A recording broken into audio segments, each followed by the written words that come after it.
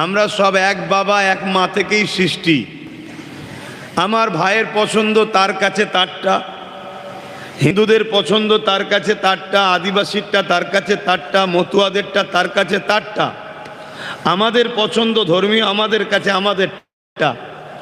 ধর্ম হৃদয়ের জিনিস, হৃদয়ে থাকবে। মানুষ হিসাবে একসাথে উঠা বসা করব, কারবার করব, ব্যবসা করব, লেনদেন করব, রাজনীতি করব, রাষ্ট্রকে পরিচালনা করব, সব ঠিক আছে। কিন্তু কোনো মুসলমান যদি হিন্দু ভাইয়ের ধর্মে আঘাত দেয়, হিন্দু ভাই খুশি হবে? তখন ভাই ভাই সম্পর্ক থাকবে? কেন আমার ভালোবাসায় আঘাত দিয়েছিস? কোনো ভাই যদি মুসলমান একটা দলিত, আদিবাসী, সাঁওতাল, মতুয়াদের ওপরে আঘাত দেয়, ভালোবাসা থাকবে? ঠিক তেমনটাই ভাই, আপনারাও যদি কেউ আমার ধর্মের উপরে আঘাত দেন, তার সাথে আমাদের ভালোবাসা রাখা সম্ভব নয়, তার বিরুদ্ধে আমাদেরকে বলতেই হবে। কিন্তু তার মানে এটাই নয় যে পুরো ধর্মকে বিরুদ্ধে বলবো না, সেই ব্যক্তিটার বিরুদ্ধে বলবো, তাই তো নাকি? দোষ করবে একজন আর পুরো সমাজকে গালি দেবো, এটা ইনসাফ নয়। তো যাক, এসেছি আমি ধর্মের দুটো কথা বলতে। আপনারা নিয়ে এসেছেন, আর এমন এক সময় নিয়ে এসেছেন এখন রোদটা খুব টেম্পারি লাগছে, সে ঠান্ডা তো পড়ে নেই, শুরু হয়েছে। কিন্তু কিছু করার নেই, ভাইয়েরা করে ফেলেছে, বুঝেও উঠতে পারেনি, আর চেষ্টা করেছে তাও পেরে উঠতে পারে না। বেশটা কমিয়ে দাও ভাই, বেশটা দিয়ে কেটে দাও, আরও ভালো হয়। তো সেই জায়গায় আসুন, দোয়া করেন, দু চার কথা বলার আল্লাহ তৌফিক দেন। ইসলামী মাহফিলে বসেন তো নাকি? হ্যাঁ, আসেন, আলোচনার দিকে যাই। সকলে প্রাণ সকলে পড়েন, এটা তো আমাদের পড়তে হবে। ইসলাম ধর্মের অনেক কাজের মধ্যে একটা কাজ হলো রাসূল পাক সাল্লাল্লাহু আলাইহি ওয়াসাল্লামের উপরে দরুদ পড়া। এই দরুদ আমাদের ঈমানকে শক্তিশালীকে দুনিয়া আখিরাতের কামিয়াবি দেয়। এই দরুদের এত ফজিলত, এত গুরুত্ব। এক সময় একটা যুবক ছেলে সংসারের অভাবে ঋণ করেছিল। মন দিয়ে শোনো যুবকরা, এখনো আমরা অনেকে সংসারের অভাবে ভুগছি। তো এই ঋণ সময় মতো পরিশোধ করতে না পারার দরুন বারবার ডেট নিচ্ছে, কিন্তু প্রতিবারে ডেট মিস হওয়ার দরুন ওই ঋণ দাতা কাজীর কাছে বিচার দিয়েছে। ইসলামিক কান্ট্রিতে বিচারকদের ঘরে কাজী বলা হয়, আমার দেশে যেমন জজ বলা হয়। তো এই কাজীর কাছে যখন বিচার দিয়েছে, কাজী সাহেব ওই ঋণ দাতাকে বলছে 3 দিন সময় দেওয়া হচ্ছে, এর মধ্যে তুমি ঋণ যদি পরিশোধ করতে না পারো তাহলে তোমাকে জেল দেওয়া হবে এবং বেতের আঘাত দেওয়া হবে। ছিল সাধারণ ঘরের ছেলে, অভাবের জ্বালায় ঋণ করেছে, ইচ্ছা আছে শোধ করার, কিন্তু নিরুপায়, উপায় নাই। যেমন আজ আমাদের যুব সমাজ, এদের হাতে অর্থ নাই, কারবার নাই। যদিও বা এই এলাকায় কতদূর বর্ডার জানি না, বর্ডার লাইনে অনেক বিজনেস হতো, সেই বিজনেসেরও 12টাকে 13টা বেজিয়ে দিয়েছে। দেখুন, রুজি এমন একটা জিনিস, ইসলাম বলছে তোমার সামনে যদি খাবার এসে যায়, তুমি আগে খেয়ে নাও, তারপরে নামাজ পড়ো, অর্থাৎ ইবাদত করো। কেন মানুষ নফসকে কন্ট্রোল করা বড় কষ্ট, তাই ইসলাম কখনো কারো কষ্ট দেয়নি। কোনো কাজকে যখনই ঘুমিয়ে দেখা, কুল কায়নাতকে যদি একটা দাঁড়িপাল্লায় রাখা হয় আর আমার রসুলের দিদার যদি একবার দেওয়া হয়, কাউকে যদি অপশান দেওয়া হয় তোমাকে পৃথিবীর মালিক বানানো হবে, আর দ্বিতীয় অপশান হলো রসুল্লাহ দিদার দেওয়া হবে, তুমি কোনটা চাও? প্রকৃত জাননেওয়ালা, প্রকৃত জ্ঞানী, প্রকৃত বুঝদার, প্রকৃত সমাজদার যে হবে সে বলবে আমি হুজুরের দিদারটা চাই, দুনিয়ার মালিক হতে চাই না। জোরে বলুন সুবহানাল্লাহ। কারণ অনেক কিছু, যে যত বড় লোক হয় তার টেনশন তত বড়। ধরুন আপনাকে 1000টা লরির মালিক করে দেওয়া হলো, আপনি নিজেকে খুব খুশি মনে করছেন 1000 লরির মালিক। আপনি জানেন আপনার চুলগুলো অল্প দিনেই উঠে চলে যাবে। এ একবার ফোন করবে, ও একবার ফোন করবে, সে একবার ফোন করবে। যদি বলেন ম্যানেজার রাখবো, আরে ম্যানেজার মাসের শেষে যখন হিসাবটা দেবে না, তখন দেখবেন লাভের গুড় পিঁপড়েই খাচ্ছে, বলছে এই পাংচার, ওখানে ব্রেক ফেল, ওখানে এই হয়েছে, ওখানে ফাইন, এইটাই। আপনার মাথা খারাপ হয়ে যাবে, এখানে অ্যাক্সিডেন্ট, ওখানে একে ঝেড়েছে। তা যে যত সাধারণ জীবন যাপন করে এই দুনিয়ায় তার জন্য ততটাই ভালো। কিন্তু চোখের একটা খিদে আছে, ঘরে পেট ভর্তি করে খাবার পরও বাইরে যদি দোস্ত বলে ভালো বিরিয়ানি আছে রে, মন চাইছে না, চোখ বলছে দুমুঠো খায়। ওই খাবার পরে দেখবেন বুকে হাত বুলোচ্ছে, চুঁয়া ঢেকুর দিচ্ছে, কেন খেতে গেলাম, ভালোই ছিলাম। এটা হলো চোখের খিদে। তাই ধন দৌলত, গাড়ি বাড়ি, টাকা পয়সা, এগুলো হচ্ছে চোখের খিদে। অন্তরের খিদে এর মধ্যে নাই। অন্তরের খিদে হচ্ছে যত সাদামাটাভাবে থাকবেন তত দেখবেন আপনি শান্তিতে থাকবেন। বড় লোকের বাড়িতে যদি রাত্রিরে বিড়ালে মারপিটও করে, ও ঘুম ভাঙে না, ঘুমিয়েই যায়। এই গরিবের বাড়ি আর বড় লোকের বাড়িতে যদি একটা কোনো পাত্রে একবার খাড়াং করে লড়েছে, ব্যাস ওর ঘুম হারা হয়ে গেছে, এই মনে হয় চোর পড়লো, সারা রাত ধরে জেগেই জেগেই কেটে গেল। তো এটা স্বাভাবিক। তো আমি যে কথা বলছিলাম,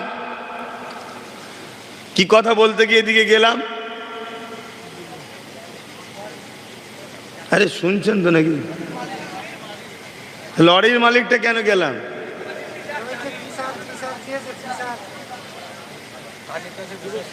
তাহলে কি ওয়াজ শুনছেন?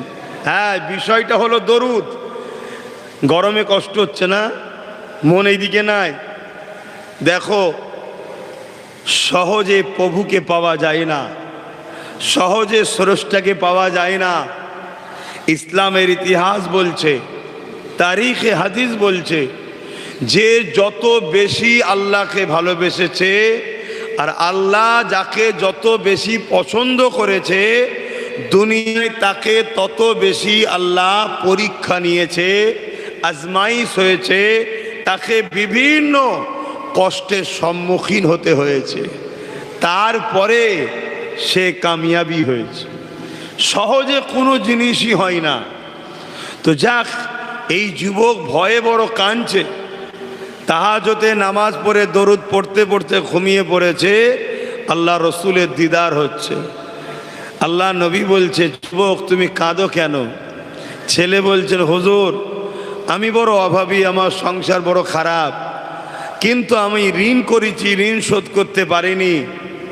এর থেকে নিয়ে ওকে, ওর থেকে দিয়ে ওকে, 3 জনের কাছে ঋণ করে ফেলেছি, ডেটের পরে ডেট দিই, শোধ করতে পারি না।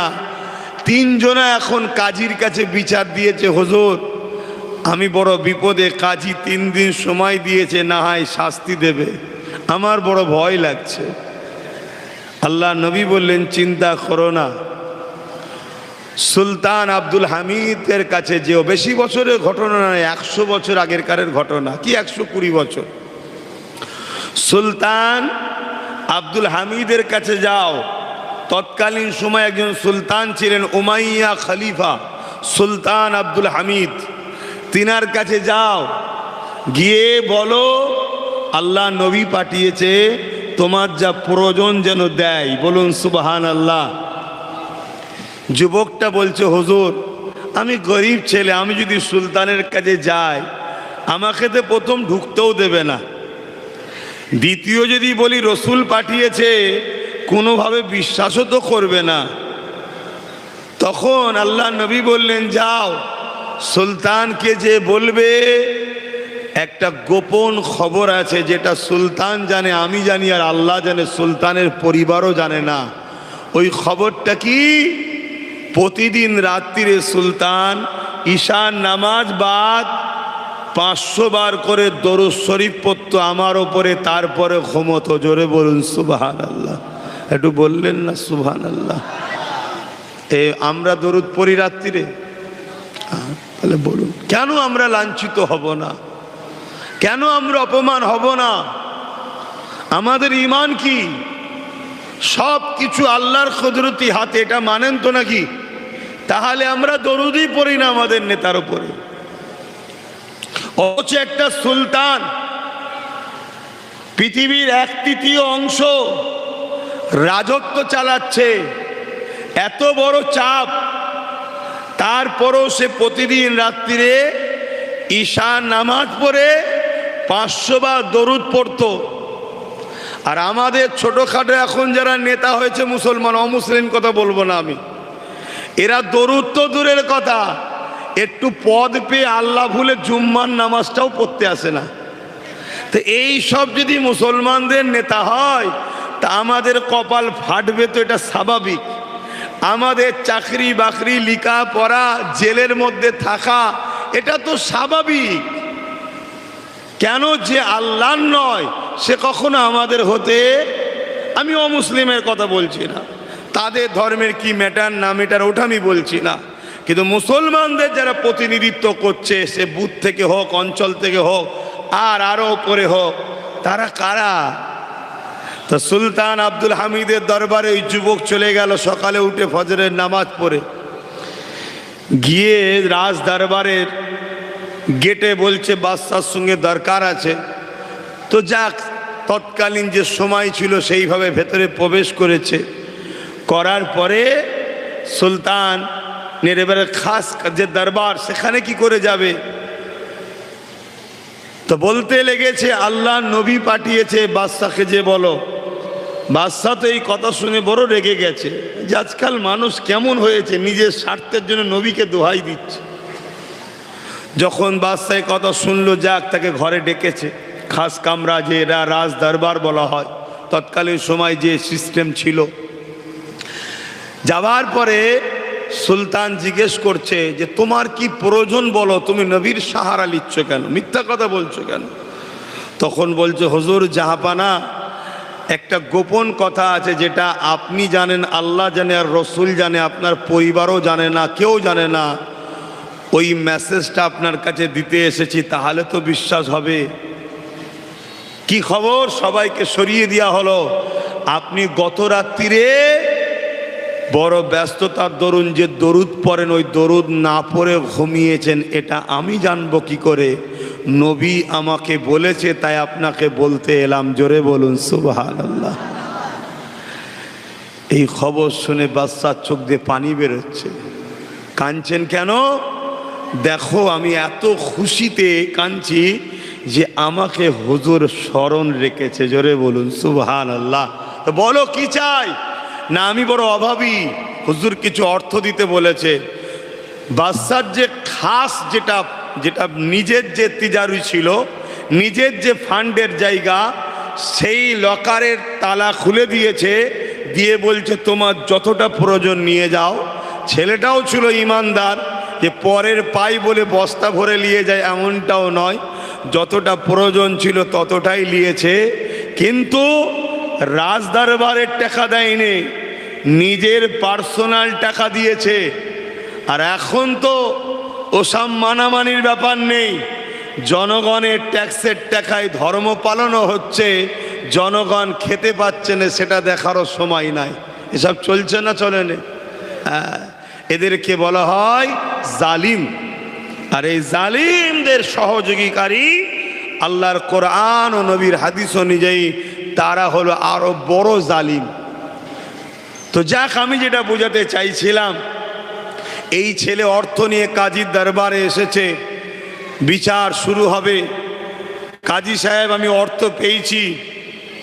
কাজী সাহেব বলতে লেগেছে তুমি যদি অর্থ নাও দাও, আমি তোমার পক্ষ থেকে অর্থ দিয়ে দিতে রাজি আছি। জোরে বলুন সুবহানাল্লাহ।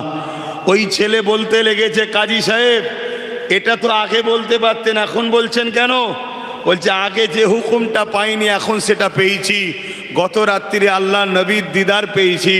নবী বলছে কাজী তোমারই তো একটা ভাই, আমারই তো উম্মত, বিপদে পড়েছিল, তোমাকে তো আল্লাহ অনেক দিয়েছে, কেন তার ঋণটা শোধ করে দিলে না? জোরে বলুন সুবহানাল্লাহ।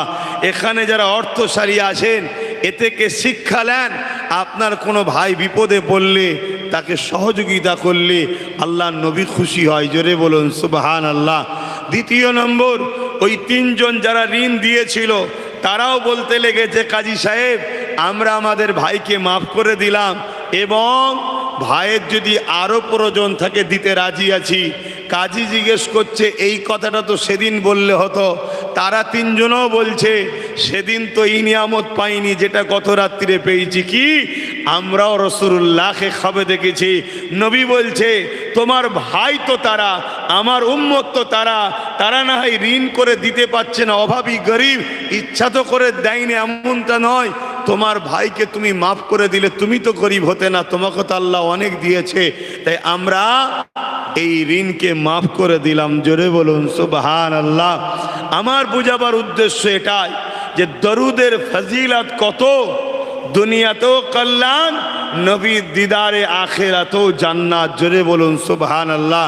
তাই এতগুলো মানুষ এই রোদের মধ্যে কষ্ট করে যখন বসেছেন, একবার দরুদটা মহাব্বতে পড়া যায় না?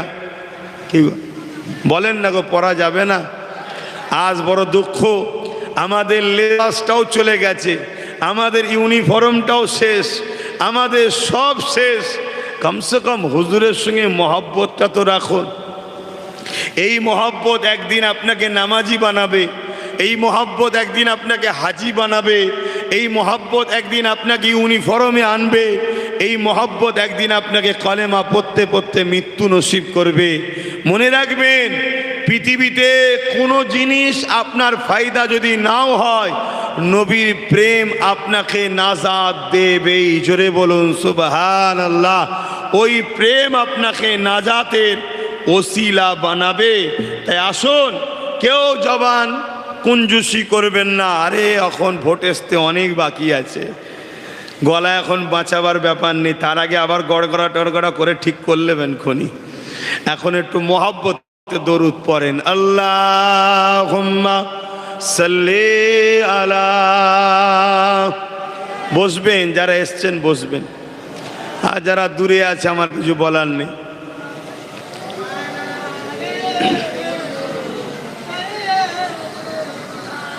একটু ভাষাও না। সাদাগে মাহশুর মে লব্বাই লব্বাই जहां उम्मतों ने पुकारा मुहम्मद, हमें जानो दिल से प्यारा मुहम्मद, मुहम्मद के गमों है हमारा मुहम्मद। अल्लाहुम्मा सल्ली अला।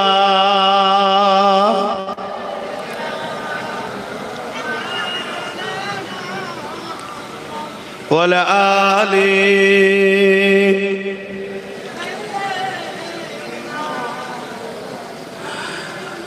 मेरे आँखों की बुदली में जलवा मोहम्मद का, मेरे दिल के आईने में नक्शा है मोहम्मद का। कोई जन्नत में जाएगा, कोई दोज़ख में पहुँचे,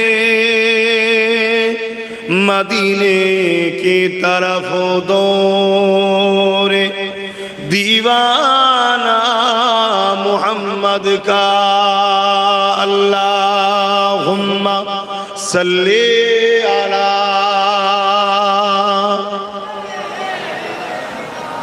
मौलाना मुहम्मद वला आली।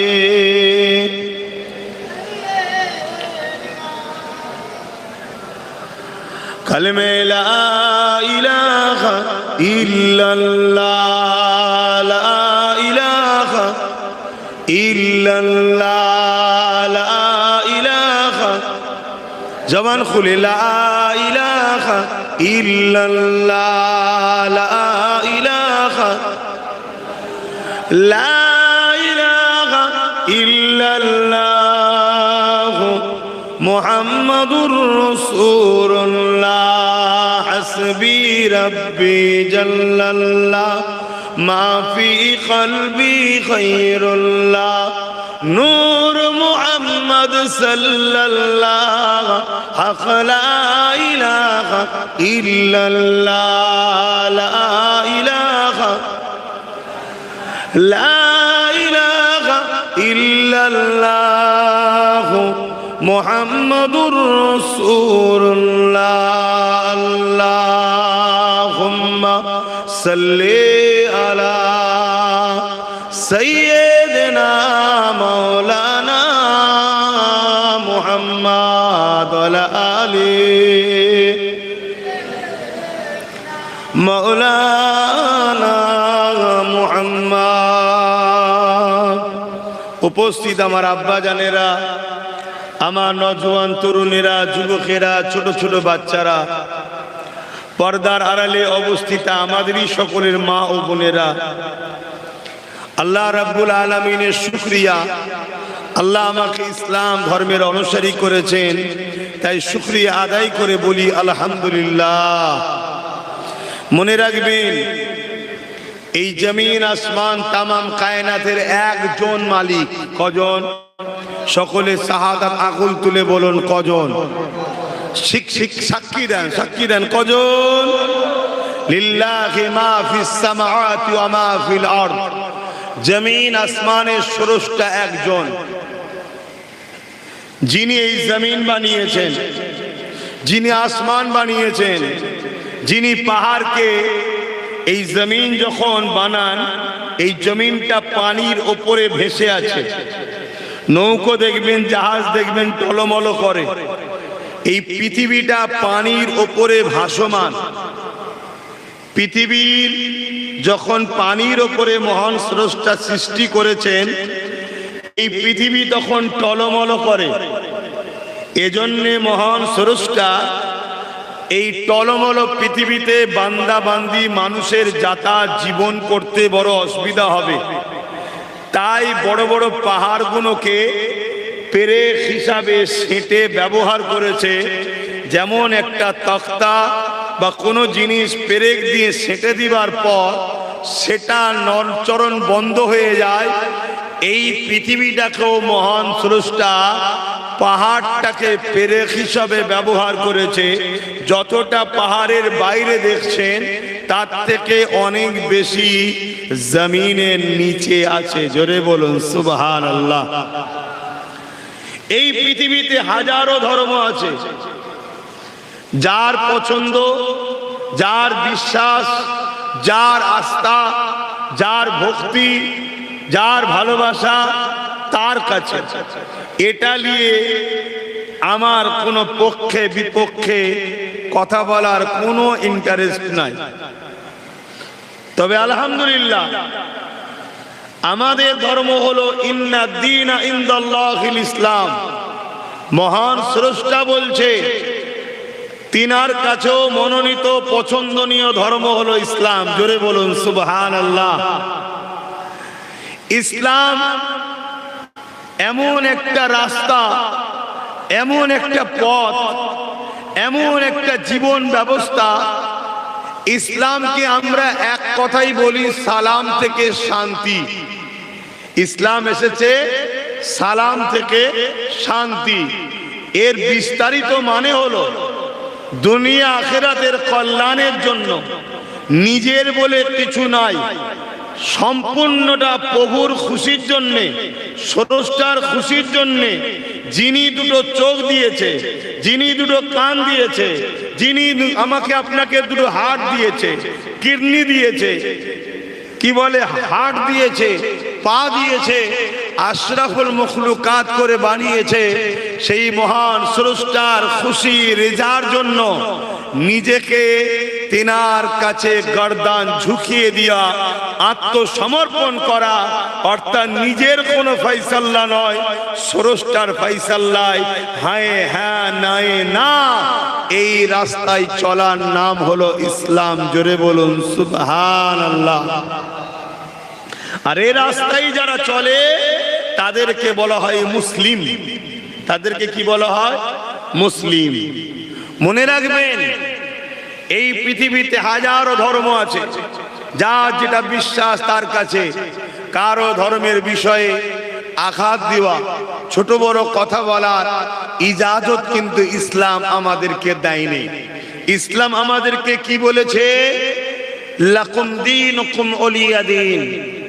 এর মানে অনেকে একটু নিজের মতো করে ফেলে।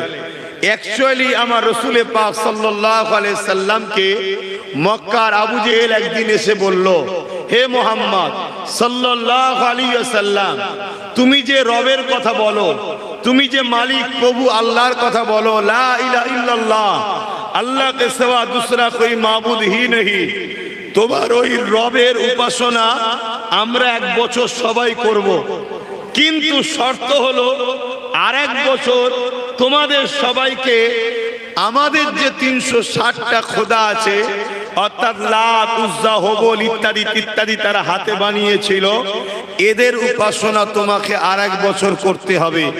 অর্থাৎ 1 বছর আমরা তোমার খোদা উপাসনা করব, 1 বছর তোমরা আমার খোদার উপাসনা করবে।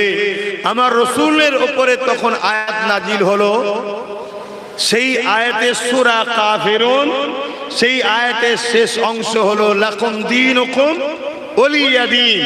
এর মানে হলো আল্লাহ রাসূল বললেন, কখনো নয়, তোমারটা তোমার জন্য, আমারটা আমার জন্য, কখনো তোমারটা আমার হতে পারে না, আর তোমরাও আমার দিকে আসবে না, এটা ভালোভাবেই জানি, তাহলে এ কথা বলতে না। তাই তোমারটা তোমার জন্য, আমারটা আমার জন্য। কিন্তু দুঃখের বিষয়, আজ আমাদেরকে নতুন করে আবু জেহেলরা বড় প্ল্যান মাফিক সব জায়গাতে সমান করছে না, কিন্তু ধর্মের ক্ষেত্রে বলছে আমরা সব বরাবর। কি বলছে? ধর্ম যার যার। বলুন বলুন। এটা একটা আবু জেহেলের ফন্দি। সেদিন আবু জেহেল বলেছিল 1 বছর তোমারটা, 1 বছর আমারটা। আজকের আবু জেহেল ওটা বলে না, একটু ঘুরিয়ে দিয়েছে, ধর্ম যার যার, উৎসবটা সবার। এ কথা কখনো মানা যাবে না। ধর্ম যার, উৎসব তার। ধর্ম যার, উৎসব তার। শিক্ষা কেন্দ্রটা আলাদা, শিক্ষা কেন্দ্র ভিন্ন বিষয়।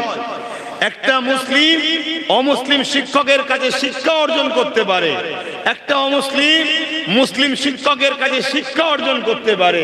শিক্ষার জায়গাটা আলাদা, ধর্মের জায়গাটা আলাদা।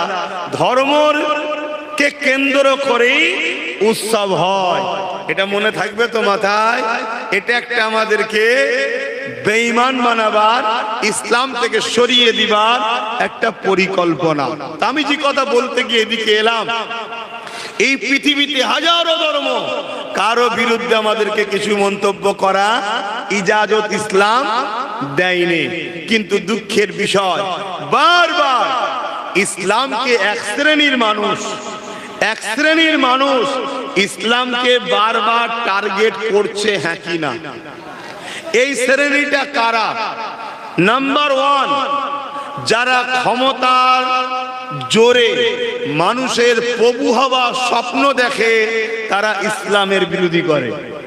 কারণটা কি বলছি, একটু ভূমিকাটা বুঝে নেন। দ্বিতীয় শ্রেণী কারা? দ্বিতীয় শ্রেণী হলো যারা ধর্মের নামে নিরীহ মানুষের কাছে নিজেকে খোদা বানিয়ে, বাবা বানিয়ে, নারীদের এবং মানুষকে ভোগ লুটতে চায়, সেই ধরনের ফেক ধর্মগুরুরা, তারা ইসলামের বিরোধী করে।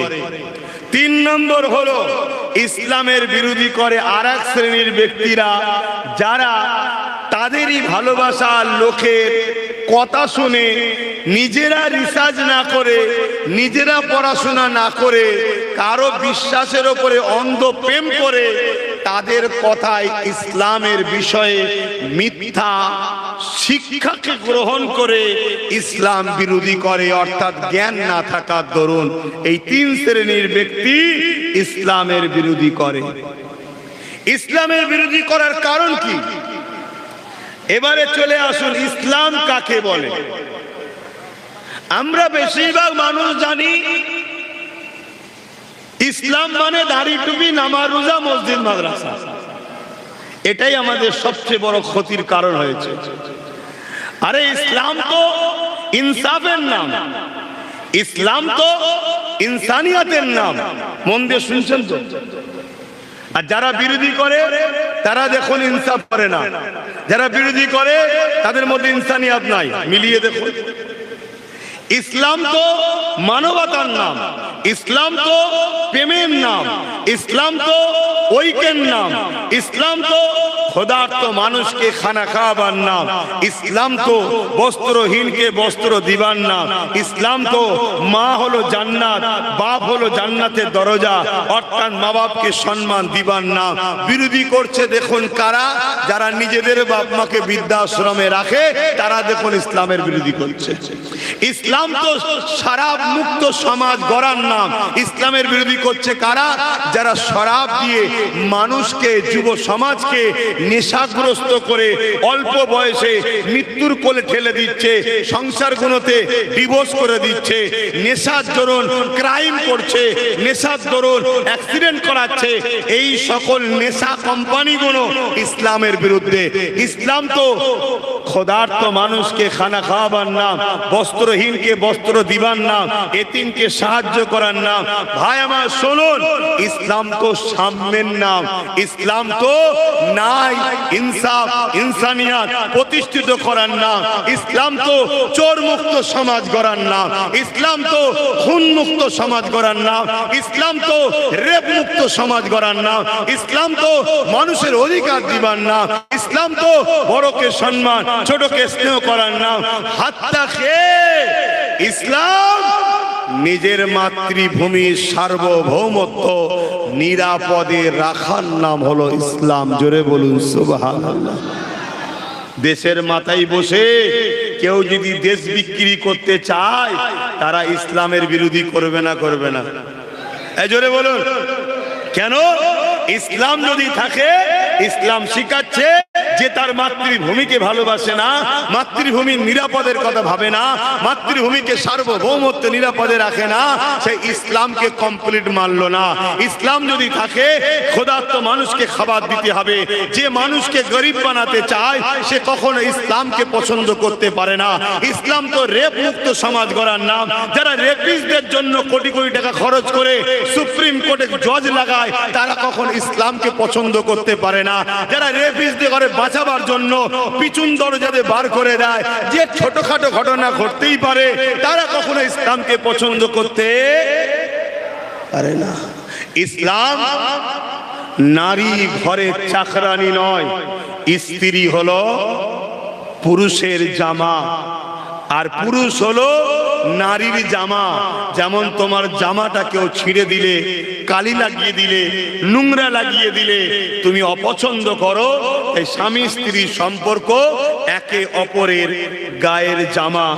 আর পুরুষ হলো বাইরের জামা, নারী হলো গায়ের সঙ্গে লেগে থাকা জামা। এত ইসলাম স্বামী স্ত্রী সম্পর্ক গভীর, এই মহব্বত ভালোবাসা শিক্ষা দিবার নাম হলো ইসলাম। জোরে বলুন সুবহানাল্লাহ। তাহলে ইসলামের পিছনে বিরোধী করার কারণ কি বুঝে আসছে? আমেরিকার বুশ ইসলামের বিরোধী করেছিল। কেন বিরোধী করেছিল? আমেরিকার কন্যাগুলো তারা নিজেদের বাপেদের হাতে নিজেদের ইজ্জতকে বাঁচাতে পারছিল না। আমেরিকাতে প্রতি 1 মিনিটে একটা করে নারী ধর্ষিত হয়, একটা করে নারী খুন হয়।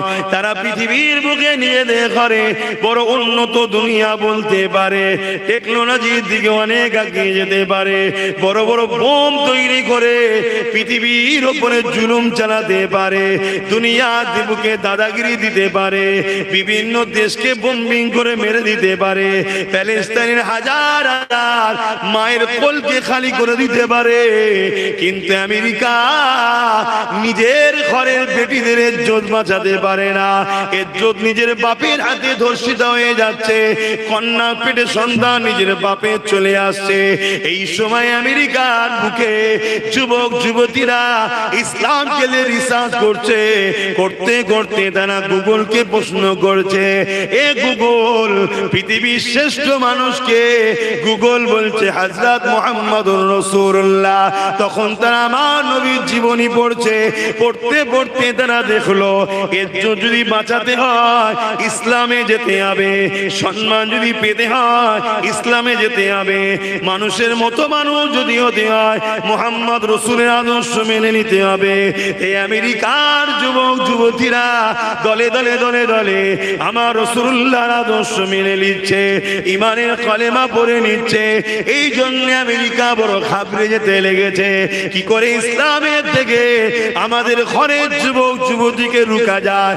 কিন্তু দিকতে যখন পারেনি, তারা মিডিয়া দ্বারা আমার ইসলামকে সর্বপ্রথম একটা কথা লাগালো। 9/11 যখন ওয়ার্ল্ড ট্রেড সেন্টারে হামলা হয়েছিল, সেই সময় সর্বপ্রথম পৃথিবীর জমিনের মিডিয়ারা এমন একটা কথা বলেছিল, যে কথাটার সঙ্গে বাস্তবের কোনো মিল নাই, এর মতো বড় মূর্খ আর কিছু হতে পারে না। সেই কথাটা কি ছিল? কথা হলো ইসলামিক জঙ্গি। কি কথা? ইসলামিক জঙ্গি। কেন? যুব সমাজকে রুখতে পারছে না, বাড়ির কন্যাকে রুখতে পারছে না।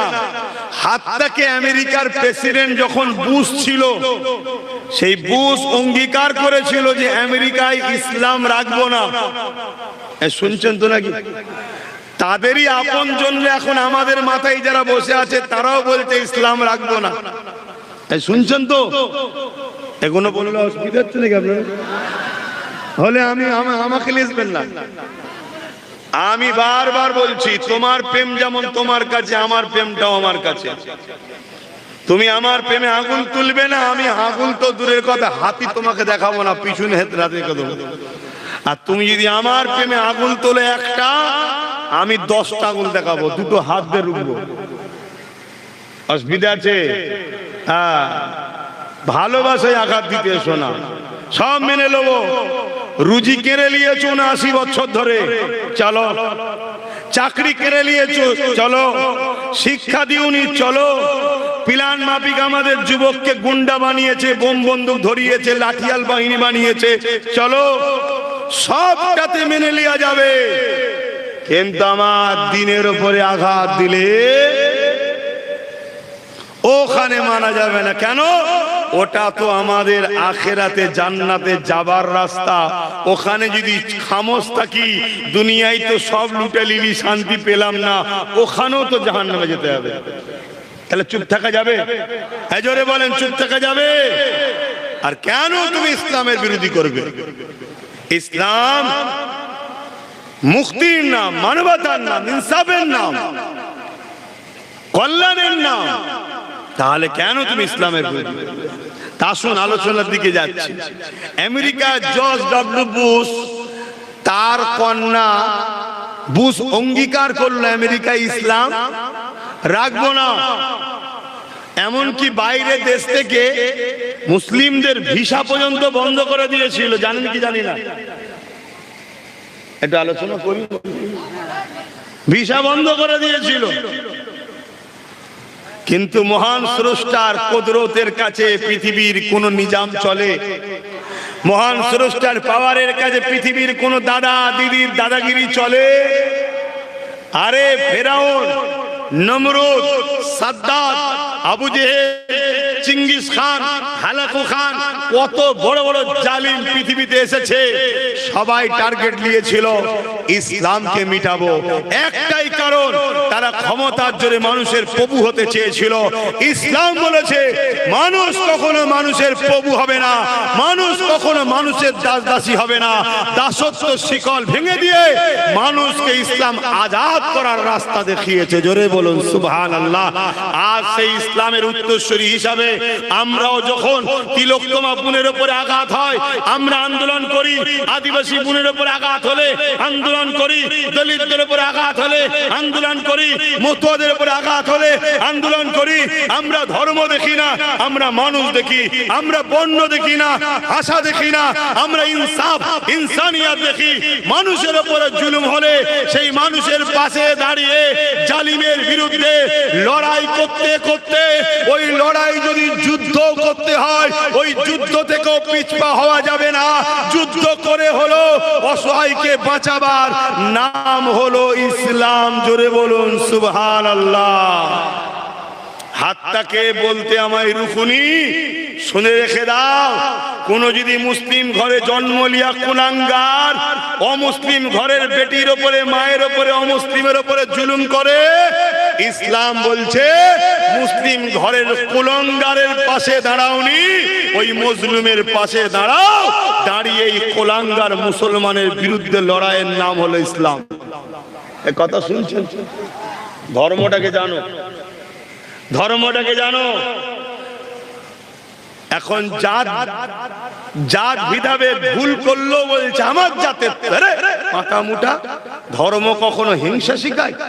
জাত দেখছিস যে হিংসুক হবে, যে জালিম হবে, সে তো ধর্মের হলো কি করে? হতে পারে জন্ম নিয়েছিল আমার ঘরে, জন্ম নিলেই কি ইসলামের হয়ে যায়? এই জন্ম নিলেই মুসলমান হয়ে যায়? তাকে ইসলামকে অ্যাকসেপ্ট করতে হবে, ইসলামকে মানতে হবে, ইসলামকে মেনে নিতে হবে। তাহলে এই বিষয়ে যখন বলেছি একটা দলিল তো আপনাদের দিতে লাগে নাকি না? আবার কিছু শুকনো মুসলমান আছে তো তারা আবার কাটিং করে ছাড়াবে। আমার আজকে কাটিং করে ছড়াচ্ছে, আগে পিছু দেয়নি। এই যে আমি বললাম যে অমুসলিমের পাশে দাঁড়াও, মুসলিমের পাশে দাঁড়াওনি, দেখা যাবে এইটুকু কেটে ছেড়ে দিয়েছে। এই দেখো আব্বাস সিদ্দিকী, দেখো মুসলমানদের দুশ্মন, এই দেখো বিজেপির সঙ্গে সেটিং আছে। শুনছেন তো নাকি? এজন্য বাপ কান নিয়ে চলে গেছে বলে ছুটলে হবে না, কানে হাত দিয়ে দেখতে হবে। এখন অ্যান্ড্রয়েড মোবাইল সবার হাতে, গুগলে সার্চ করো, যে বিষয়টা বলেছে ওই বিষয়ের আগে কি বলেছে, পরে কি বলেছে, পুরো ওয়াজটাকে শোনো। শুনে যদি মনে হয় আব্বাস সিদ্দিকী কোরআন সুন্নাহর বিরুদ্ধে বলেছে, তাহলে আব্বাসের বিরুদ্ধে প্রশ্ন তোলো, অবশ্যই জায়েজ। আর যদি মনে হয় যে না কোরআন সুন্নাহর পক্ষে বলেছে, তুমি আমার বিরুদ্ধে প্রশ্ন তুলে আমার কিচ্ছু করতে পারবে না, কেন সবকিছু আল্লাহর কুদরতি হাতে আছে। কিন্তু তুমি এটা জেনে রেখে দিও, একটা সত্যবাদীর বিরোধী করার জন্য নিজের ঠিকানা তুমি জাহান্নাম বানাচ্ছ, তোমার হোঁশটা করে নাও। তাহলে আমি কি বুঝাতে চাইছি? আল্লাহ নবীর কাছে দুজন আসলো, একটা মুসলমান আর একটা গায়ের ইসলাম। দুজনে এসেছে, বিষয় কি? একটা ঘোড়া। মুসলমান বলছে ঘোড়াটা আমার, অমুসলিম বলছে ঘোড়াটা আমার। আল্লাহ নবীর কাছে বিচার হচ্ছে। নবী বলছে তোমার ঘোড়া, তার দলিল দাও, প্রমাণ দাও। মুসলমান প্রমাণ দিচ্ছে, অমুসলিমও প্রমাণ দিচ্ছে। আল্লাহ নবী দলিল দুজনের শুনছে। প্রমাণ শুনতে শুনতে বললেন, এ বাবা, এই ঘোড়াটা হলো গায়ের মুসলমানের, তার দলিলটা মজবুত, তোমার দলিলটা দুর্বল। এই মুসলমানটার বিচার ঠিক পছন্দ হলো না, এর বিচার ঠিক পছন্দ হয়নি। এ ভেবেছিল আমি মুসলমান, নবী হয়তো আমার দিকে ফয়সালা করবে। আরে নবী ইনসাফের নাম, নবী সমস্ত মানুষের নবী। শুধু আব্বাস সিদ্দিকীর নবী নাকি? তোমাদের শুধু নবী নাকি? আমার নবী যতটা আমাদের, ততটা হিন্দু, দলিত, আদিবাসী, শিখ, পাঞ্জাবি, খ্রিস্টান, মতুয়া, সবার জন্য মুহাম্মদ সাল্লাল্লাহু আলাইহি ওয়াসাল্লাম পথ প্রদর্শক রাসূল হয়ে এসেছে। জোরে বলুন সুবহানাল্লাহ। তাই তিনি সবার জন্য দয়ালু, তিনি সবার জন্য রাহমাতাল লিল, জোরে বলেন আলামিন। তাই তিনার কাছে যখন বিচার গেছে, যদি মনে করে যে মুসলমান আমি আমার দিকে দেবে, এই ধারণাটা ভুল। কেন? তিনি সবার, তিনি ইনসাফ করতে এসেছে, জাস্টিস করতে এসেছে, ইনসানিয়াত করতে এসেছে, ইনসানিয়াত শিখাতে এসেছে। তাই আমার নবীর কাছে যখন গেল, নবী পাক সাল্লাল্লাহু আলাইহি ওয়াসাল্লাম বিচার করলেন যে ঘোড়াটা গায়ের ইসলাম অমুসলিমের ঘোড়া, তাকে দিয়ে দেওয়া হলো। কিন্তু মুসলমানের বিচার পছন্দ হলো না। ওই মুসলমানটা হযরতে মওলা হযরতে ওমর ফারুক হুজুরের কাছে গেল। মুসলমানের মধ্যে অনেকে ধারণা আছে ওমর ফারুক নাকি একটু কঠোর। এই মুসলমানের মধ্যে ধারণা আছে না নাই? আমার নবী সব সাহাবারাই ছিল হকের উপরে কড়া, সব সাহাবারাই ছিল হকের উপরে কড়া। তো ওই মুসলমানটাও ভাবছে যে উমর ফারুকের কাছে গেলে উমর ফারুক মনে হয় আমার পক্ষেই রায় দিতে পারে, অমুসলিমকে দেবে না। উমর ফারুকের কাছে গেছে, বিচার করবে, বিচার বলবে। মুসলমান বলতে লেগেছে ভাই উমর এই ঘোড়া আমার, অমুসলিম বলছে না ঘোড়া আমার। উমর ফারুক বলছে দলিল দাও। যেই বলেছে দলিল দাও, ওই অমুসলিম বলছে ভাই উমর বড় আফসোস লাগছে, তোমরা তোমাদের নবীকে কেমন মানো? উমর ফারুক থমকে গেছে। কেন? এই বিচার তোমার নবীর কাছে গিয়েছিল, তোমাদের নবী বিচার করেছে এই ঘোড়াটা আমার, এ মুসলমান তোমার কাছে নিয়ে এসেছে। হযরত ওমর ফারুক ঘরের ভেতরে গেলেন, অস্ত্র নিয়ে আসলেন, ওই মুসলমানকে মৃত্যুদণ্ডের শাস্তি দিলেন, দিয়ে বলল ইনসাফ রাসূলের উপরে কেউ করতে পারে না। নবী যখন ঘোড়াটা অমুসলিমকে দিয়েছে, এটাই সত্য, তারই ঘোড়া। তুমি মুসলিম দাবি করে কেন নবীর বিচারের ফয়সালায় গেলে? তোমার জন্য ফিতনা ছড়াচ্ছ তুমি। এই ফিতনাবাজদের পৃথিবীতে বাঁচার অধিকার শাস্তি দিল। কথা বুঝে আসছে না? না।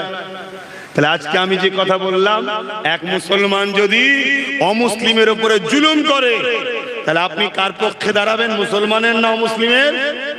জোরে বলেন। অমুসলিমের। এর নাম হলো ইসলাম। যে আমার জাত ভাই রে মুসলিমের ঘর ভাঙছে জায়েজ, এটা ইসলাম বিরোধী কথা। শুনছেন?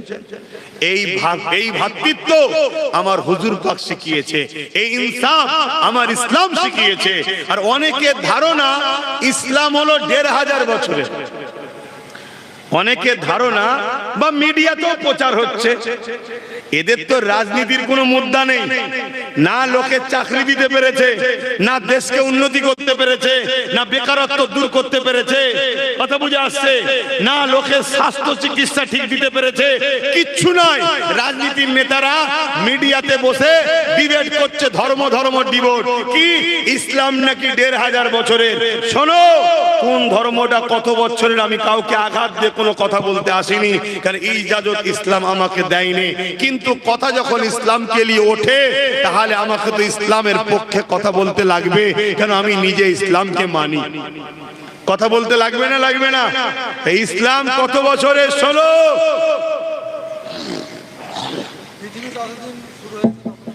ইসলাম এই পৃথিবীতে সর্বপ্রথম একজন পুরুষ আর একজন নারী এসেছিল। মন দিয়ে শুনবে, তোমরাও জেনে রাখো। এই পৃথিবীতে একজন পুরুষ আর একজন নারী এসেছিল। পুরুষটার নাম কি? সবাইকে জিজ্ঞেস করছি। আদম আলাইহিস সালাম। ইহুদি খ্রিস্টানকে জিজ্ঞেস করো পুরুষটার নাম কি? ইহুদি খ্রিস্টানরা বলবে আদম, অ্যাডাম। কথা বুঝে আসছে? একটু শুধু ইংলিশ ভাষা তো একটু তারা টান দিয়ে বলবে আদম। তো যাই হোক, পৃথিবীর প্রথম নারীটার নাম কি? হাওয়া। এই প্রথম যিনি এসেছেন আদম, ইনি হলেন পৃথিবীর সমস্ত মানুষের প্রথম বাবা। মুসলমান হোক, হিন্দু হোক, আদিবাসী হোক, সাঁওতাল হোক, খ্রিস্টান হোক, শিখ হোক, পাঞ্জাবি হোক, মানুষ যত আছে পৃথিবীতে, আজকে ৭৫০ কোটি মানুষ কম বেশি পৃথিবীতে আছে। সবার প্রথম বাবা হলেন বাপ আদম, আর প্রথম মা হলেন মা হাওয়া। এই দিক দিয়ে আমরা হিন্দু, মুসলমান, শিখ, পাঞ্জাবি, আমরা সবাই কিন্তু এক বাপ মারি ছেলে। শুনছেন তো? তাহলে মারপিট হয় কেন আমাদের মধ্যে? মারপিট আমাদের মধ্যে হয় না, মারপিট করানো হয় রাজনীতির নেতাদের রাজনীতির রুটি শাঁকার জন্য। সমাজ গরম না হলে, যেমন তাওয়ায় গরম না হলে রুটি শাঁকা যায় না, এই জালিম নেতারা মারপিট লাগায় আমাদের, শুধু ফিতনা না করলে ওদের ঠিক রুটি শাঁকা যাবে না। কি গো, কথা খারাপ লাগছে নাকি? আমার কওমকে বলবো, খবরদার ভাই ভাই মারপিট করবেন না, ওরাও আমাদের ভাই হয়, বোন হয়। তাহলে বাপ আদম, মা হাওয়ার ছেলে মেয়ে আমরা, পৃথিবীতে যত আসবে কিয়ামত পর্যন্ত, শুরু এখান থেকে। এবারে চলে আসুন, একটা খুশির কথা বীজখানে শোনায়। বাপ আদম যখন এসেছিলেন জান্নাত থেকে ডাইরেক্ট হিন্দুস্তানে এসেছিলেন। জোরে বলুন সুবহানাল্লাহ। এই জন্যই তো বলা হয় সারে জাহাं से अच्छा हिंदुस्तान हमारा। क्यों सारे जहां से अच्छा हिंदुस्तान हमारा? पहले जो इंसान है, पहले जो बसार है, अव्वल इंसान अव्वल बसार, প্রথমের মানুষ, প্রথমের যিনি এসেছেন ডাইরেক্ট জান্নাত থেকে হিন্দুস্তানে এসেছে। ডাইরেক্ট জান্নাতের সঙ্গে হিন্দুস্তানের কানেকশন, इसीलिए कहते हैं सारे जहां से अच्छा हिंदुस्तान हमारा। জোরে বলুন সুবহানাল্লাহ। হিন্দুস্তানের সঙ্গে ডাইরেক্ট কানেকশন জান্নাতের। আমাদের বাপের পায়ের ছাপ এখনো রয়েছে। কথা বুঝে আসছে? আরে পরে দেশ ভাগ হয়েছে, বাদ দাও না, আমাদের বাপের পায়ের ছাপ এখনো রয়েছে। হাতটা কি আব্বাস সিদ্দিকীর মতো লম্বা হবে? এত বড় পায়ে বাপের পা ছিল কেন? আমাদের বাপ ছিল 60 হাত লম্বা। কত লম্বা? 60 হাত লম্বা। আমাদের বাপের কবর দিয়ে আছে, অনেকে দেখতে যায়। কথা বুঝে আসছে? তো যাই হোক, আমি যে কথা বলছিলাম, ডাইরেক্ট এসেছে হিন্দুস্তানে। আর আমাদের আম্মা জান এসেছিলেন হাওয়া কোথায়? জেদ্দায়, আমার নবী পাকের দেশে। জোরে বলুন সুবহানাল্লাহ। তো যাই হোক, বাপ আদম আলাইহিস সালাম যখন পৃথিবীতে আসে, মা হাওয়া যখন আসে, পৃথিবীতে তৃতীয় কোনো মানুষ ছিল না। এই দুজনের মিলনে জোড়া জোড়া সন্তান হতো, একটা কন্যা একটা পুত্র, একটা কন্যা সন্তান একটা পুত্র সন্তান। দ্বিতীয় জোড়ার কন্যা সন্তানের সঙ্গে প্রথম জোড়ার পুত্র সন্তানের বিবাহ হতো, প্রথম জোড়ার কন্যা সন্তানের সঙ্গে দ্বিতীয় জোড়ার পুত্র সন্তানের বিবাহ হতো। এভাবে 40 জোড়া ভাই বোনে বিয়ে হয়েছে। শোনো, তখন তৃতীয় কোনো মানুষ ছিল না। তারপরে মহান স্রষ্টা বললেন এটা হারাম করে দেওয়া হলো। এবারে বংশ বৃদ্ধি হচ্ছে, বংশ বৃদ্ধি হতে হতে হতে হতে কত হাজার কোটি মানুষ এসেছে, কত হাজার কোটি মানুষ চলে গেছে, তার কোনো ঠিক নাই। এখন পৃথিবীতে 750 কোটির উপরে মানুষ পুরো পৃথিবীতে আছে, যার প্রথম বাপ হলো আদম, মা হাওয়া হলো প্রথম মা হলো হাওয়া। তো বাপ আদম যখন এসেছিলেন, তেনার ধর্ম ছিল কি? ওইভাবে তো বললে হবে না, ওইভাবে বললে হবে না। তিনার প্রথম কথা ছিল লা ইলাহা ইল্লাল্লাহ। আর ইসলামের প্রথম কথা কি? লা ইলাহা ইল্লাল্লাহ। अल्लाह के सिवा दूसरा कोई माबूद ही नहीं। रब একজন, খালেক একজন, প্রভু একজন, মালিক একজন, স্রষ্টা একজন। এটা বাপ আদমে মেনেছে, অর্থাৎ বাপ আদমের ধর্ম ছিল ইসলাম। আলহামদুলিল্লাহ, আমরা সেই বাপের ধর্মে আছি। জোরে বলুন সুবহানাল্লাহ।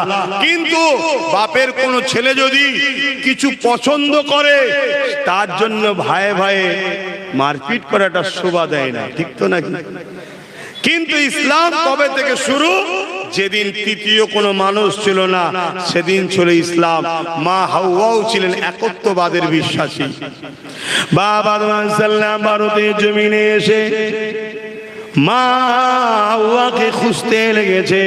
মা হাওয়া আমার নবী পাকের দেশ জাজিরাতুল আর ওই জেদ্দাতে এসে আব্বা জানকে খুঁজতে লেগেছে।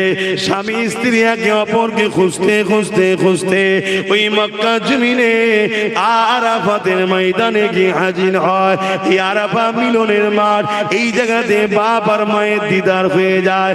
এ যুবকেরা, তরুণেরা, বাপেরা, এই জন্য আরাফা ময়দান ময়দানে সবাইকে যে হাজির হতে হয় এবং আরাফাতের ময়দানে জাবলে রহমত বলে একটা পাহাড় আছে, ওই পাহাড়েতে আব্বা জান আদম সাল্লাল্লাহু আল্লাহর কাছে কেঁদেছিলে। ওই জন্য আমাকে আপনাকে ওই পাহাড়ে গিয়ে দোয়া চাইতে হয়। সেই যুবকটা যতই পাপী হোক না কেন, ছেলেটা যতই খারাপ হোক না কেন, ওই পাহাড়ে গিয়ে যারা দোয়া চায় প্রতিটা সন্তানের চোখ দিয়ে পানি বেরিয়ে যায়।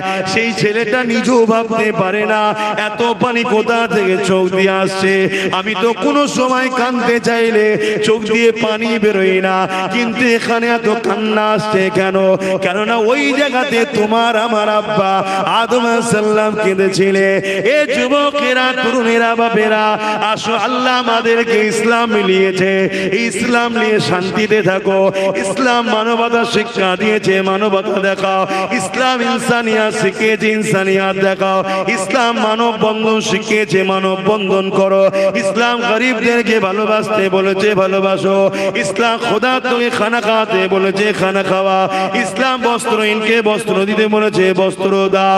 এ যুবকেরা, আল্লাহ নবী মদিনা নববীতে বসে রয়েছে, এমন সময় একটা জনস চলে আসলো, তার ধর্ম ছিল ইহুদি। আল্লাহ নবীকে যে বলতে লাগলো, এ আব্দুল্লাহর বেটা মুহাম্মদ, ইসলামের সব থেকে ভালো কাজ কোনটা?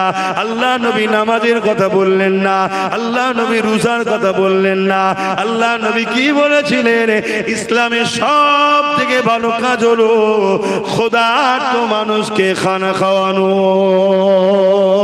আরো জোরে বলুন। এই গায়ের মুসলমান ইহুদি ভাইটা জিজ্ঞেস করছে যে খোদার্থ মানুষকে খাওয়ানো খাওয়ানো ইসলামের সব থেকে ভালো কাজ বলছেন, ওই খোদার্থ যদি অমুসলিম হয়? কথা বুঝলেন? আল্লাহ নবী কি বললেন? আমি মানুষের কথা বলেছি, ইনসানের কথা বলেছি, আমি অমুসলিম মুসলিম বলিনি। তাই তো আমরা দেখেছি যে মসজিদকে আজকে ভারতবর্ষে ভাঙা হচ্ছে, বন্যায় যখন মানুষ ডুবে যায়, ওই মসজিদের দরজা খুলে দিয়ে মুসলিম দেখি না, অমুসলিম দেখি না, তাদেরকে আমরা মসজিদে পর্যন্ত থাকতে দিই। তাই তো আমরা দেখলাম উত্তরপ্রদেশে যেখানে তাদের ধর্মীয় কাজ করতে গিয়ে ভিড়ের চোটে মানুষগুলো যখন মারা যাচ্ছিল, যে সরকার মসজিদ ভাঙার জন্য উঠে পড়ে লেগেছে, সেই সরকারের রাজ্য অমুসলিম ভাইদের জন্য আমরা মসজিদ খুলে দিয়েছি। কেন? আল্লাহর সৃষ্টিকে সেবা করা, আল্লাহর সৃষ্টিকে বাঁচানো, এটা সব থেকে মহান পুণ্যের কাজ। জোরে বলুন সুবহানাল্লাহ। কথা বুঝে আসছে? সেই মানুষ মানুষকে কতল করছে, সেই মানুষ মানুষকে ঘৃণা করছে, সেই মানুষ মানুষকে খুন করছে, সেই মানুষ মানুষকে লুটছে। কেন? নিজের দুনিয়া সামান্য স্বার্থে। হারামের গদি, হারামের টাকা, হারামের গাড়ি, হারামের বাড়ি। মানুষ ফুলের মতো বেটিগুলোকে বোম মেরে মেরে দিতে পিছপা হচ্ছে না। এই বাংলাতে তামান্নাকে বোম মেরে মেরে দিল কেন? শুধুমাত্র নিজেদের আনন্দ খুশি জাহির করার জন্য। বলেন আমরা কত নিকৃষ্ট হয়ে যাচ্ছি। বিশেষ করে আমার কওমের মানুষ, আমার ধর্মের মানুষকে বলবো, জুলুম করা আর জুলুমকে সাথ দিয়ে একই, অন্যায় করা অন্যায়কে সাথ দিয়ে একই, খুন করা খুনিদের সাথ দিয়ে একই, চুরি করা চোরকে সাপোর্ট করা একই, মিথ্যা বলা মিথ্যাবাদীকে দেখে সাপোর্ট করা একই। মনে রাখবেন, অন্যায় দেখে কেউ যদি চুপ থাকে, কিয়ামতের দিন আল্লাহ তাকে বুবা শয়তান করে তুলবে। কোন ছেলে যদি নামাজ কাজা করে, ও পাপী, রোজা কাজা করে পাপী, হজ করে নে পাপী, গান শুনেছে পাপী, যাত্রায় গেছে পাপী, কাল যদি ও কাঁদে তওবা করে, আল্লাহ ওকে মাফ করবে, ওয়াদা করেছে। জোরে বলুন সুবহানাল্লাহ। আল্লাহ ওকে কাল নামাজি বানাবে, রোজাদার বানাবে, হাজি বানাবে, জান্নাত যাওয়ার ব্যবস্থা করে দেবে। কিন্তু কোন ছেলে যদি কারো জমি মেরে নেয়, কারো ঘর ভেঙে দেয়, কাউকে মিথ্যা কেস দেয়, কারো সম্পদ মেরে নেয়, কারো অধিকার মেরে নেয়, কারো জিনিস লুটে নেয়, ওই যতক্ষণ পর্যন্ত যার উপরে জুলুম করেছো ওই মজলুম যদি মাফ না করে, আল্লাহ রাসূল বলছে এর মাফ আল্লাহ করবে না। এই শুনছেন? অতএব তামান্না হোক আর তিলোত্তমা হোক, আনিস খান হোক আর আবু সিদ্দিক হোক, বা যে কোনো জায়গায় হোক, যদি মানুষের উপরে জুলুম হয়, ওই মুসলিম মানুষ যদি মাফ না করে, নামাজ পড়েও জাহান্নামে যেতে হবে, রোজা রেখেও জাহান্নামে যেতে হবে, হজ করেও জাহান্নামে যেতে হবে। কেন? তুমি হক্কুন নাস মেরেছো। তাই বলবো ভাইরা আমার, হক্কুন নাস যদি কেউ মারে, তুমি যদি না মারো, তাকে যদি তুমি সাপোর্ট করো, তুমি এক ক্যাটাগরির মধ্যেই পড়বে। তাহলে এই বোঝানোর দায়িত্বটা আমার কম কি আমার আছে না নাই? একটু আওয়াজ দিয়ে বলবেন। একটা ধর্মগুরু হিসাবে বা ধর্মগুরু ঘরের ছেলে বা ইসলামের প্রচারক বা স্কলার হিসাবে আমার দায়িত্ব আছে না নাই? যে আমার জাতিকে বুঝানো যে হালকা বয়সে ভুল হয়, দাড়ি চেঁচেছো, হালকা বয়সে প্যান্ট শার্ট পরেছো, হালকা বয়সে সিনেমা দেখেছো, হালকা বয়সে যাত্রায় ফাংশনে গেছো, যাওয়া উচিত নয় করে ফেলেছো, তওবা করো, আল্লাহ মাফ করে দেবে। কাল তোমার দাড়ি হবে, কাল তুমি নামাজি হবে, কাল তুমি রোজাদার হবে, কাল তুমি হাজি হবে, আল্লাহ পাক তোমায় মাফ করে দেবে, কথা দিয়েছে। কিন্তু তুমি যদি কোনো গরিবের ঘর মেরে দাও, কোন গরিবের তেরপল ছেড়ে দাও, কোন গরিবের চাল চুরি করে দাও, কোন গরিবের উপরে মিথ্যা কেস দাও, কোন গরিবের চরিত্রের উপরে আঘাত দাও, কোন গরিবের সংসার নষ্ট করে দাও, কোন মানুষকে যদি মিথ্যা হয়ে পেটো জুলুম করো, যতক্ষণ পর্যন্ত না সে মাফ করবে, ততক্ষণ তোমাকে আল্লাহ মাফ। তো এইটা আমার কমকে বোঝানো দরকার আছে না? এইটা বুঝালেই তখন একদল জালিমরা বলছে আব্বাস সিদ্দিকী রাজনীতি করছে, ধর্ম জলসায় এসে রাজনীতি করে। আমি রাজনীতি করছি? আরে চোরকে যদি চোর না বলতে পারি, খুনিকে যদি খুনি না বলতে পারি, ডাকাতকে যদি ডাকাতি না বলতে পারি, তাহলে নামাজিকে নামাজি বলবো কিভাবে? নামাজিকে যেমন নামাজি বলতে হবে, বেনামাজিকে বেনামাজি বলতে হবে, রোজাদারকে রোজাদার বলতে হবে, বেরোজাদারকে বেরোজাদার বলতে হবে, হাজিকে হাজি বলতে হবে, যা চোরকে চোর বলতে হবে, দাতাকে দাতা বলতে হবে, বখিলকে বখিল বলতে হবে, কাফেরকে কাফের বলতে হবে, মুনাফেককে মুনাফেক বলতে হবে, চরিত্রহীনকে চরিত্রহীন বলতে হবে, দেশদ্রোহী দেখালে দেশদ্রোহী বলতে হবে, দেশপ্রেমিক দেখালে দেশপ্রেমিক বলতে হবে, দেশের সঙ্গে গাদ্দারকে গাদ্দার বলতে হবে। তবেই তো সত্য কথা হবে নাকি? আর ইসলাম সত্য কথা বলতে বলেছে না মিথ্যা কথা? সবাই বলবেন না যে মিথ্যা কথা বলে তার ঈমান দুর্বল, এবং মিথ্যা কথা হলো গুনার মা। মিথ্যা কথা কি? গুনার মা। বাবেরা, নওজওয়ানেরা, তরুণেরা, আল্লাহ নবী জানিয়ে দিলে এ দুনিয়ার মানুষেরা আমাদেরকে আল্লাহ ন্যায়ের জন্য, ইনসাফের জন্য, ইনসানিয়াতের জন্য, মানবতার জন্য দুনিয়ার জমিনে এক মহান স্রষ্টা রব্বুল আলামিনের দাসত্ব করার জন্য আল্লাহ পাক জমিনের উপরে পাঠিয়েছে। তাওহীদের উপরে চলতে হবে, রিসালাতকে মেনে নিতে হবে, এই জমিনের উপরে ফিতনা বন্ধ করতে হবে, এই জমিনের উপরে অত্যাচার বন্ধ করতে হবে, এই জমিনের উপরে খুন বন্ধ করতে হবে, এই জমিনের উপরে দাঙ্গা বন্ধ করতে হবে, এই জমিনের উপরে হিংসা বন্ধ করতে হবে। এ যুবকেরা, নামাজ তো নবী মেরাজ থেকে নিয়ে এসেছে, রোজা তো মেরাজ থেকে নিয়ে এসেছে। নবী আমার যখন 40 বছর বয়স হয়ে যায়, নবী আমার মক্কা জমিনে কাবার পাশে দাঁড়িয়ে ঘোষণা করে দিল, আনা মুহাম্মদ রাসূলুল্লাহ। এই ঘোষণা করার পরে 11 বছর পরে নবী আমার মেরাজে গিয়েছিলেন, সেখান থেকে নামাজ এনেছে, সেখান থেকে রোজা এনেছে, সেখান থেকে হজ এনেছে। হ্যাঁ, এর মানে এটা নয় মুসলমান দাবি করে আল্লাহকে সিজদা করব না, এটা কখনো মেনে নিয়ে যেতে পারে না। এটা তুমি নিজে জুলুম করছো নফসের উপরে। মুসলমান দাবি করে বছরে একবার রোজা রাখবো না, এটা তোমার নফসের উপরে তুমি জুলুম করছো। মুসলমান দাবি করে মালদার হয়েছো, গরিবকে যাকাত দেবে না শতকরা, এটা তুমি তোমার মালের ক্ষতি নিজে করছো। মুসলমান দাবি করে আল্লাহ পাকের কাবায় যাবে না, মালদার হয়েছে, এটা নিজের মর্তবা নিজে কমিয়ে দিচ্ছ।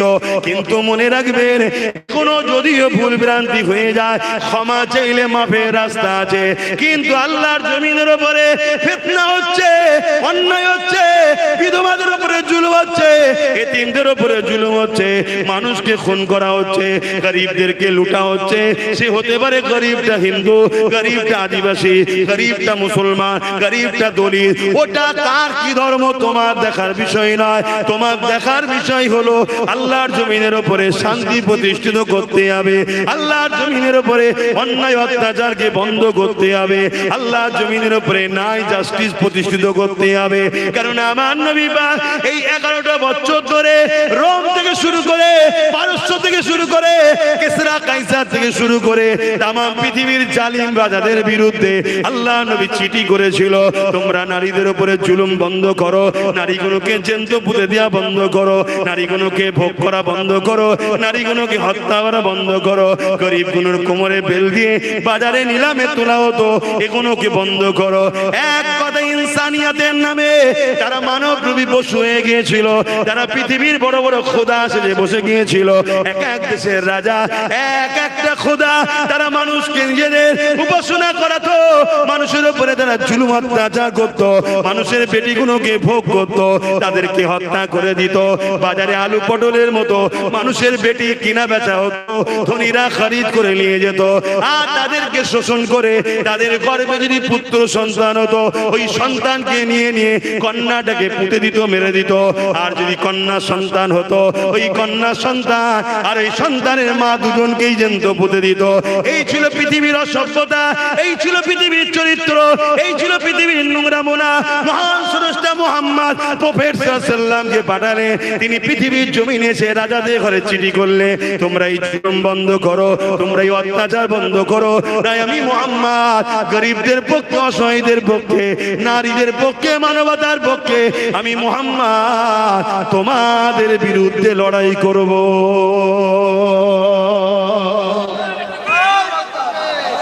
তাহলে আজ যদি আমরা দেখি আমার দেশের কোন নেতা, আমার রাজ্যের কোন নেতা গরিবদেরকে লুটছে, অসহায়কে লুটছে, মানুষকে লুটছে, সে হিন্দু হোক আর মুসলমান হোক, গরিবের উপর অত্যাচার করছে, মানুষের অধিকার দিচ্ছে না, মানুষকে মিথ্যা মামলা দিচ্ছে, তাহলে উম্মতে মুহাম্মাদি হিসাবে আমাদের কি ইলান করা উচিত নয়, এ জালিম শাসকেরা তোদের বিরুদ্ধে কেউ না লড়ে, লড়ুক, মুহাম্মদ রাসূলের গোলাম তোদের বিরুদ্ধে লড়বে।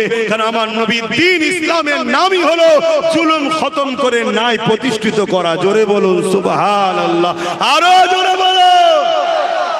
তাই জালিমরা যখন ভয় খায় যে এদেরকে কি করে রুকা যাবে, তখন এরা মিথ্যা ফিল্ম করে ইসলাম নিয়ে। যেমন গত 2-3 দিন আগে আপনাদের উত্তর 24 পরগনা ব্যারাকপুরের ভাটপাড়ায় এক মাতাল বেরিয়েছে, কি বলছে, আল্লাহ নাকি বলেছে রেপ করা চলবে। বলুন নাউজুবিল্লাহ। আর আমি আপনাকে একটা প্রমাণ দেবো, চ্যালেঞ্জ আসো, ভারতবর্ষ আমার মাতৃভূমি, ঠিকই কথা, আমি আমার মাতৃভূমিকে ভালোবাসবো, এটা আমার নবীর সুন্নাত, নবী আমায় শিখিয়েছে। কিন্তু তা বলে দিনকে রাত, রাতকে দিন বলা, এই মিথ্যার আশ্রয় লিয়া কখনো যেতে পারে না। আজ চলে আসো, আমেরিকাকে বলো তোমার দেশে কি রেপ হয়, আমেরিকা বলবে হয়। ব্রিটেনকে বলো রেপ হয়, হ্যাঁ হয়। জাপানকে বলো রেপ হয়, হ্যাঁ হয়। যেখানে বলবে, যেখানে বলবে হাত্তাকে হিন্দুস্তান রেপ হয়, বলবে 14 পর থেকে রেপ বেড়ে গেছে। বুঝছেন না, বোঝেন না? আগেও হয়েছে, কিন্তু 2014 পরে হিন্দুস্তান কি বলবে, রেপ আম হয়ে গেছে। এমনকি বড় বড় নেতারা, যারা বড় বড় এমএলএ মন্ত্রী, তারাও বড় বড় রেপিস্ট, তাদের নামে রেপের কেস আছে, তারা আজকে আমার দেশের নেতা হয়ে বসে আছে। যে দেশের নেতারা রেপিস্ট হয়, সে দেশের বেটিরা কখনো সুরক্ষিত হয় না, সে দেশের ডাক্তার তিলোত্তমা কখনো বিচার পেতে পারে না, সে দেশে কখনো আদিবাসীর মেয়ে, দলিতের মেয়ে, সাঁওতালের মেয়ে কখনো নিরাপদে থাকতে পারে না। কেন, যে রেপিস্ট হয় তার কাছে ধর্ম আগে নয়, তার কাছে নারী দেখলে ভোগ করে, এই মেন্টালিটি তৈরি হয়। কথা বুঝে আসছে না? না, তাহলে সেই জায়গাতে আজ আপনি ভারতকে জিজ্ঞেস করুন, আমেরিকাকে করুন, জাপানকে করুন, পৃথিবীর সবাই বলবে ভাই রেপ তো হচ্ছে, রেপ তো হচ্ছে। কিন্তু আপনি মদিনাকে জিজ্ঞেস করুন, যেখানে দুনিয়ার সুলতান নবী মুহাম্মদ সাল্লাল্লাহু আলাইহি সাল্লাম রাজনীতি করা শিখিয়েছে, সেই নবীকে জিজ্ঞেস করুন নবীর মদিনাকে যে আপনার মদিনায় কি রেপ হয়? বলছে রেপ তো দূরের কথা, কোন পুরুষ কোন নারীকে জীবনে ইফটিজিং করতে পারেনি 1500 বছর ধরে। জোরে বলুন সুবহানাল্লাহ, আরো জোরে বলুন। অথচ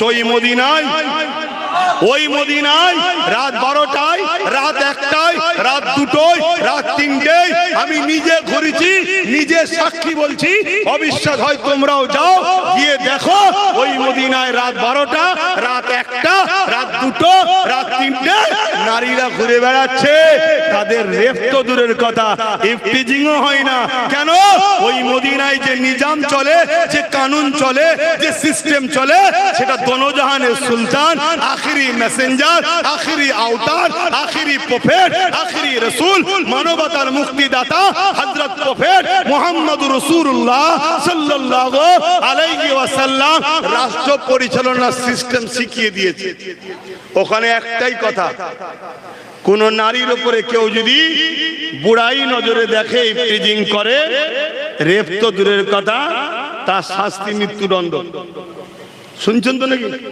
আর এখানে কি তিলক তোমাকে যে রেপ করেছে, রাজ্য সরকার সেই রেপিস্টদের ঘরে বাঁচাবে বলে কোটি কোটি টাকা খরচ করে সুপ্রিম কোর্টে কেস চালাচ্ছে। তাহলে এখানে রেপ হবে না? হবে না?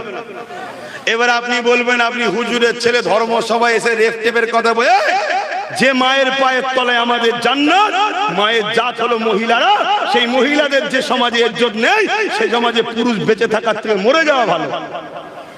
সে সমাজে কিসের নামাজ দেখাচ্ছেন আপনি? কিসের রোজা দেখাচ্ছেন? আপনি আপনার মায়ের জাতকে বাঁচাতে পারেন না, আপনার নামাজ আল্লাহ নেবে নাকি?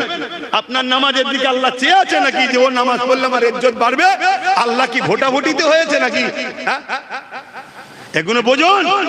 নামাজ যেমন আমার ব্যক্তি জীবনের উপকার, ব্যক্তি জীবনের ইবাদত, সমাজকে রেপ মুক্ত করাটা হলো সামাজিক জীবনের ইবাদত। এই কালচার তৈরি করুন, এই আদর্শ তৈরি করুন। ছোট্ট ছোট্ট বাচ্চাকে ডাক্তার বানাবেন, বানান। ছোট্ট ছোট্ট বাচ্চাকে জজ বানাবার নিয়ত আছে, বানান।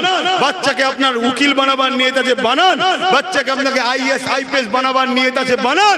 কিন্তু আপনি প্রথমে বাচ্চাকে শিক্ষা দাও যে তোমার প্রফেট মুহাম্মদুর রাসূলুল্লাহর আদর্শ হলো তোমার স্ত্রী ছাড়া দ্বিতীয় নারীর দিকে বুড়াই নজরে, কুনজরে তাকালে এই চোখ জাহান্নামের আগুনে পুরানো হবে। এই আদর্শ শিখাও, তারপরে তোমার বাচ্চাকে ডাক্তার বানাও, জজ বানাও, ডিএম বানাও, ভিডিও বানাও, কোনো অসুবিধা নেই। নাচাত উত্তরপ্রদেশের থানার মধ্যে নিজের রেপের অভিযোগ দিতে গিয়ে থানার মধ্যে রেপ হচ্ছে। এ কথাটা বলে দেওয়াটা কি অন্যায়? আরে পাপ করেছিস দোষ নয়, পাপীকে পাপ বললে দোষ। এখন পাপের হাতে ক্ষমতা, তো পাপী মনে করছে আমি বিরাট কিছু করে নেবো।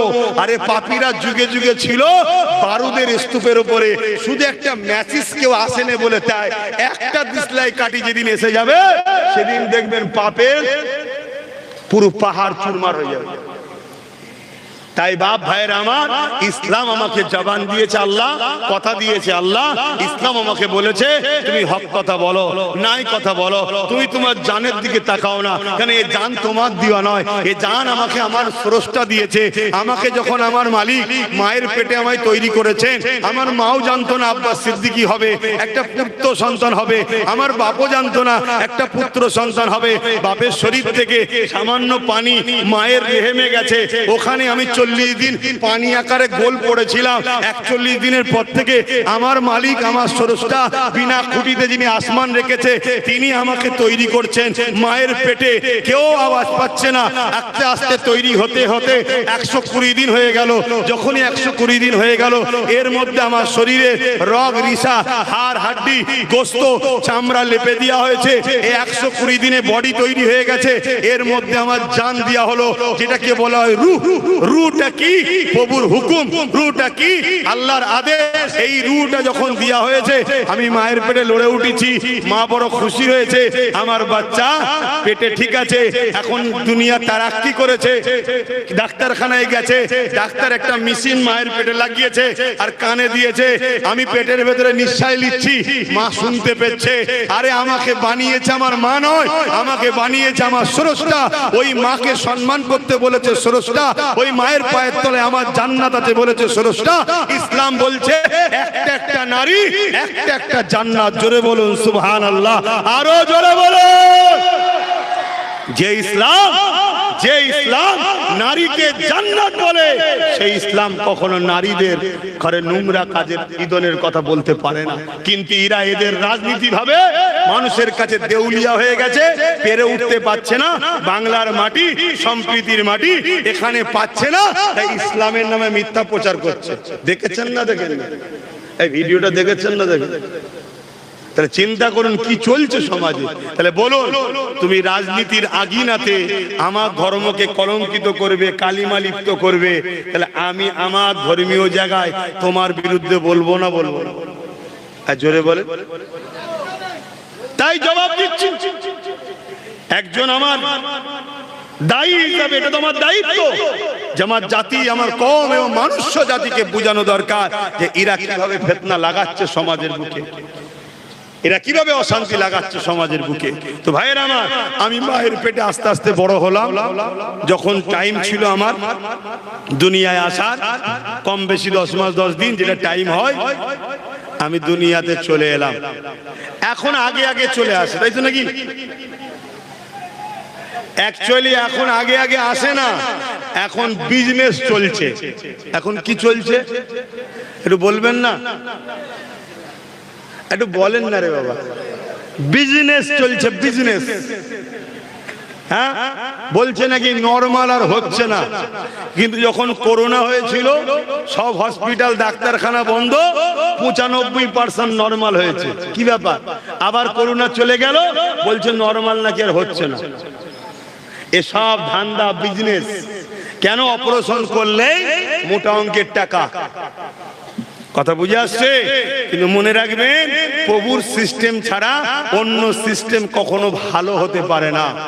প্রভুর সিস্টেম যে সিস্টেম, সেই নরমাল সিস্টেম ছাড়া অন্য কোন সিস্টেম ভালো হতে পারে না। উত্তমটা প্রভুই জানে, উত্তমটা স্রষ্টাই জানে, অন্য কেউ জানতে পারে না। আরে আমাদের মেমোরি তো 8 GB কি 10 GB হবে। যিনি বানিয়েছে তাহলে তেনার জ্ঞান কত। তো যাক, আমি দুনিয়ায় চলে আসলাম। আমার কান রয়েছে, শ্রবণ শক্তি অতটা নাই। আমার মুখ রয়েছে, কথা বলার ক্ষমতা নাই। মুখের মধ্যে দাঁতও নাই। মহান স্রষ্টা আস্তে আস্তে আমাকে দাঁত দিলেন।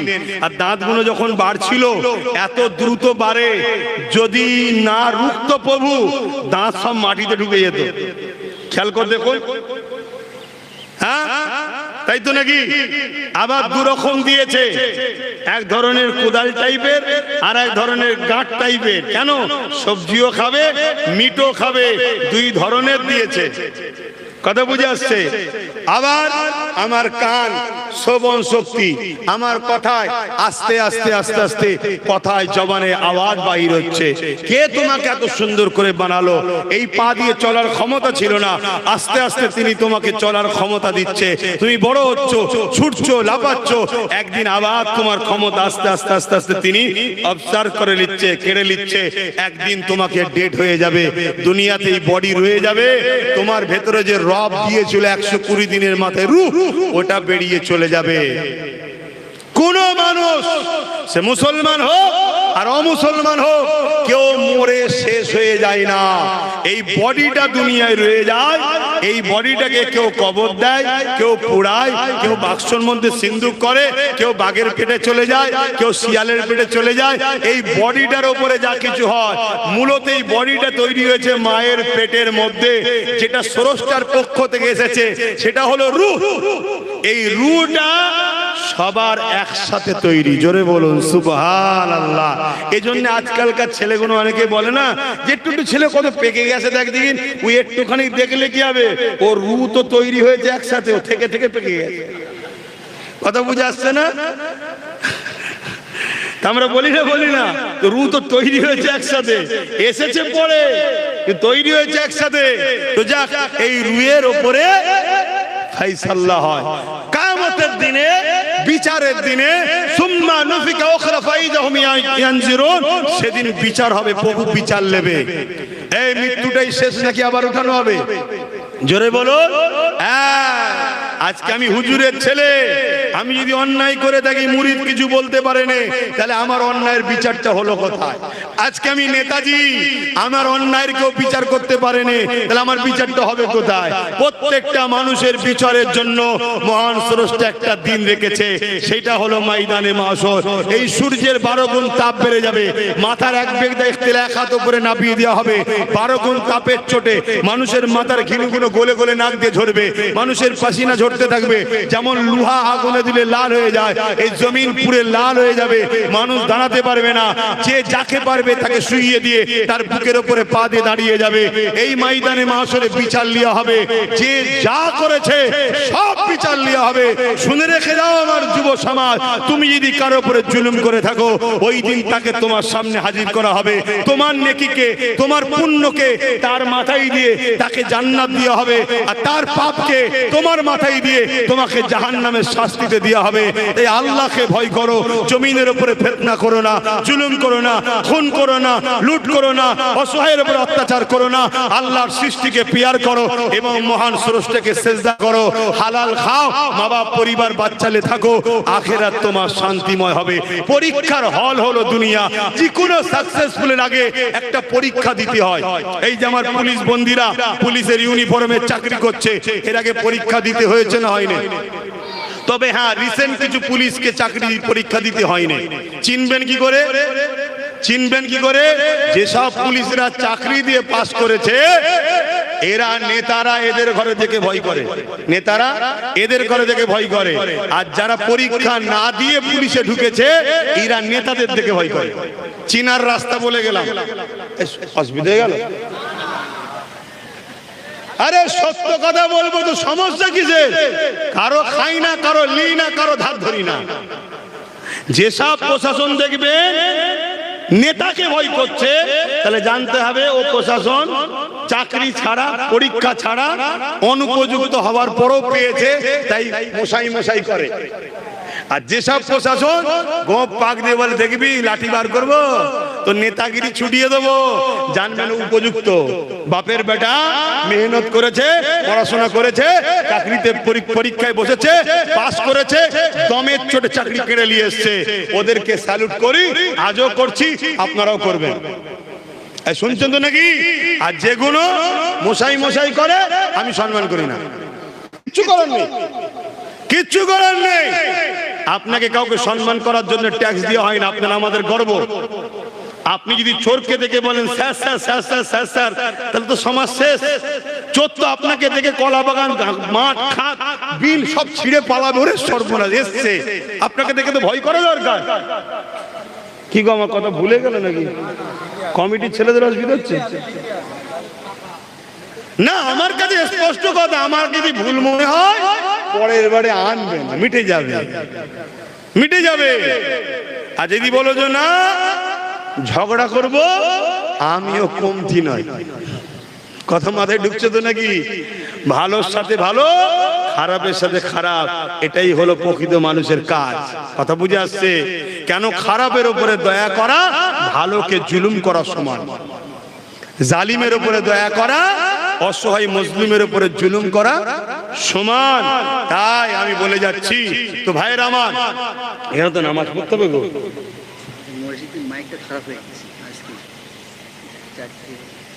আচ্ছা, মুখে আজান দেন না, তারপরে বলে দিচ্ছি কটায় নামাজ করবেন বলুন? 4:45 নামাজ হবে।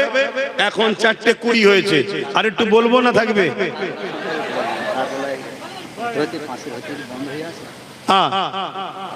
আচ্ছা, তো ভাইরা আমার, তাহলে আমরা শ্রেষ্ঠ মখলুক, তাই তো নাকি? শোনো, এই জমিন প্রভু বানিয়েছে, কুদরতি হাত লাগাইনি। আসমান বানিয়েছে, কুদরতি হাত লাগাইনি। গাছপালা বানিয়েছে, জাকুল কায়নাত তৈরি করেছে, পাহাড় পর্বত, সাগর, তুফান, নদ নদী, সূর্য, চাঁদ, হাত লাগাইনি। কিন্তু আমাদেরকে যখন বানিয়েছে, কুদরতি হাত লাগিয়ে তৈরি করেছে। জোরে বলুন সুবহানাল্লাহ। সে মুসলমান হোক আর অমুসলমান হোক, মহান স্রষ্টা সবাইকে কুদরতি হাত লাগিয়ে বানিয়েছে। সেই স্রষ্টাকে পিয়ার করা, মহব্বত করা, এটা আমাদের সকলের দায়িত্ব, আছে না নাই? তাই আমার যেসব ভাইয়েরা এখনো দাঁড়িয়ে আছেন, ছায়া তো হয়ে গেছে, একটু সালাম করব, ওই সময় কমসে কম একটু দুয়ার আগে আগিয়ে আসবেন। ইয়া নবী সালাম।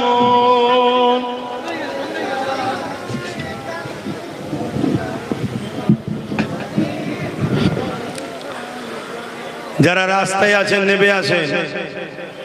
আর যদি আলোচনায় মনে দুঃখ পেয়ে থাকেন বা কষ্ট পান, তাহলে আপনার কাতারে আপনি যান, আমার কাতারে আমি থাক। থাক, ওটা লাগবে না, থাক। ভালোবাসা কথা শোনার নাম, তাই তো নাকি? হ্যাঁ, কথা যদি শোনেন তবেই তো ভালোবাসা। আমি একটা ছোট্ট কথা বলে দিই, এদিকে তো আসা যাওয়া অনেক দূর বলে আসা যাওয়া খুব কম হয়। তো সেই জায়গায় আমি একটা ছোট্ট কথা বলছি। আগামী দিন আমার একটা টার্গেট আছে, কলিকাতায় আমি একটা ব্রিগেডে ডাক দেবো ভাবছি। বিষয়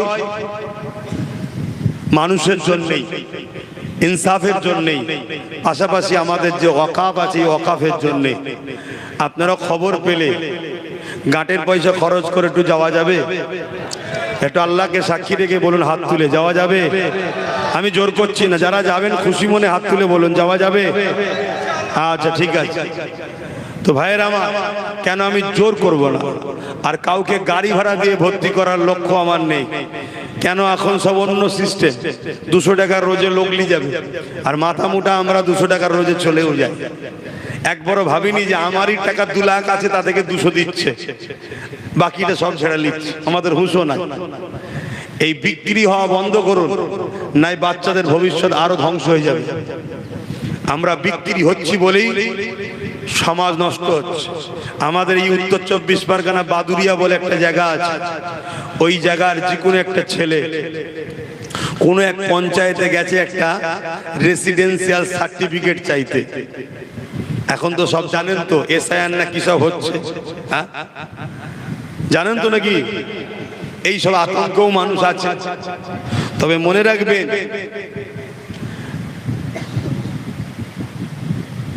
যদি শাসক আপনাদের উপর জুলুম করে, তাহলে মানুষের উচিত হবে সংগঠিত হয়ে শাসকের বিরুদ্ধে লড়াই করা।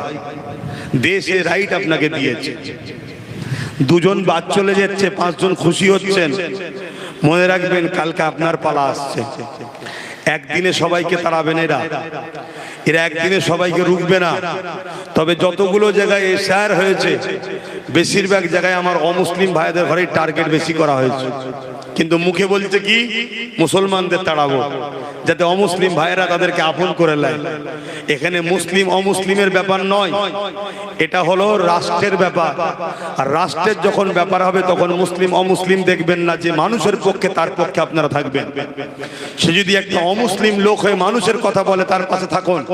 একটা মুসলিম হয়ে যদি মানুষের পক্ষে কথা বলে, হিন্দু মুসলমান সবাই তার সাথ দিন।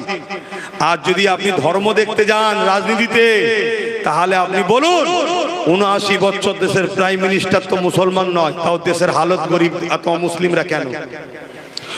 79 বছর ধরে রাজ্যের সিএম তো কোনো মুসলমান নয়, তারপরে এই রাজ্যে অমুসলিমরা এত গরিব কেন?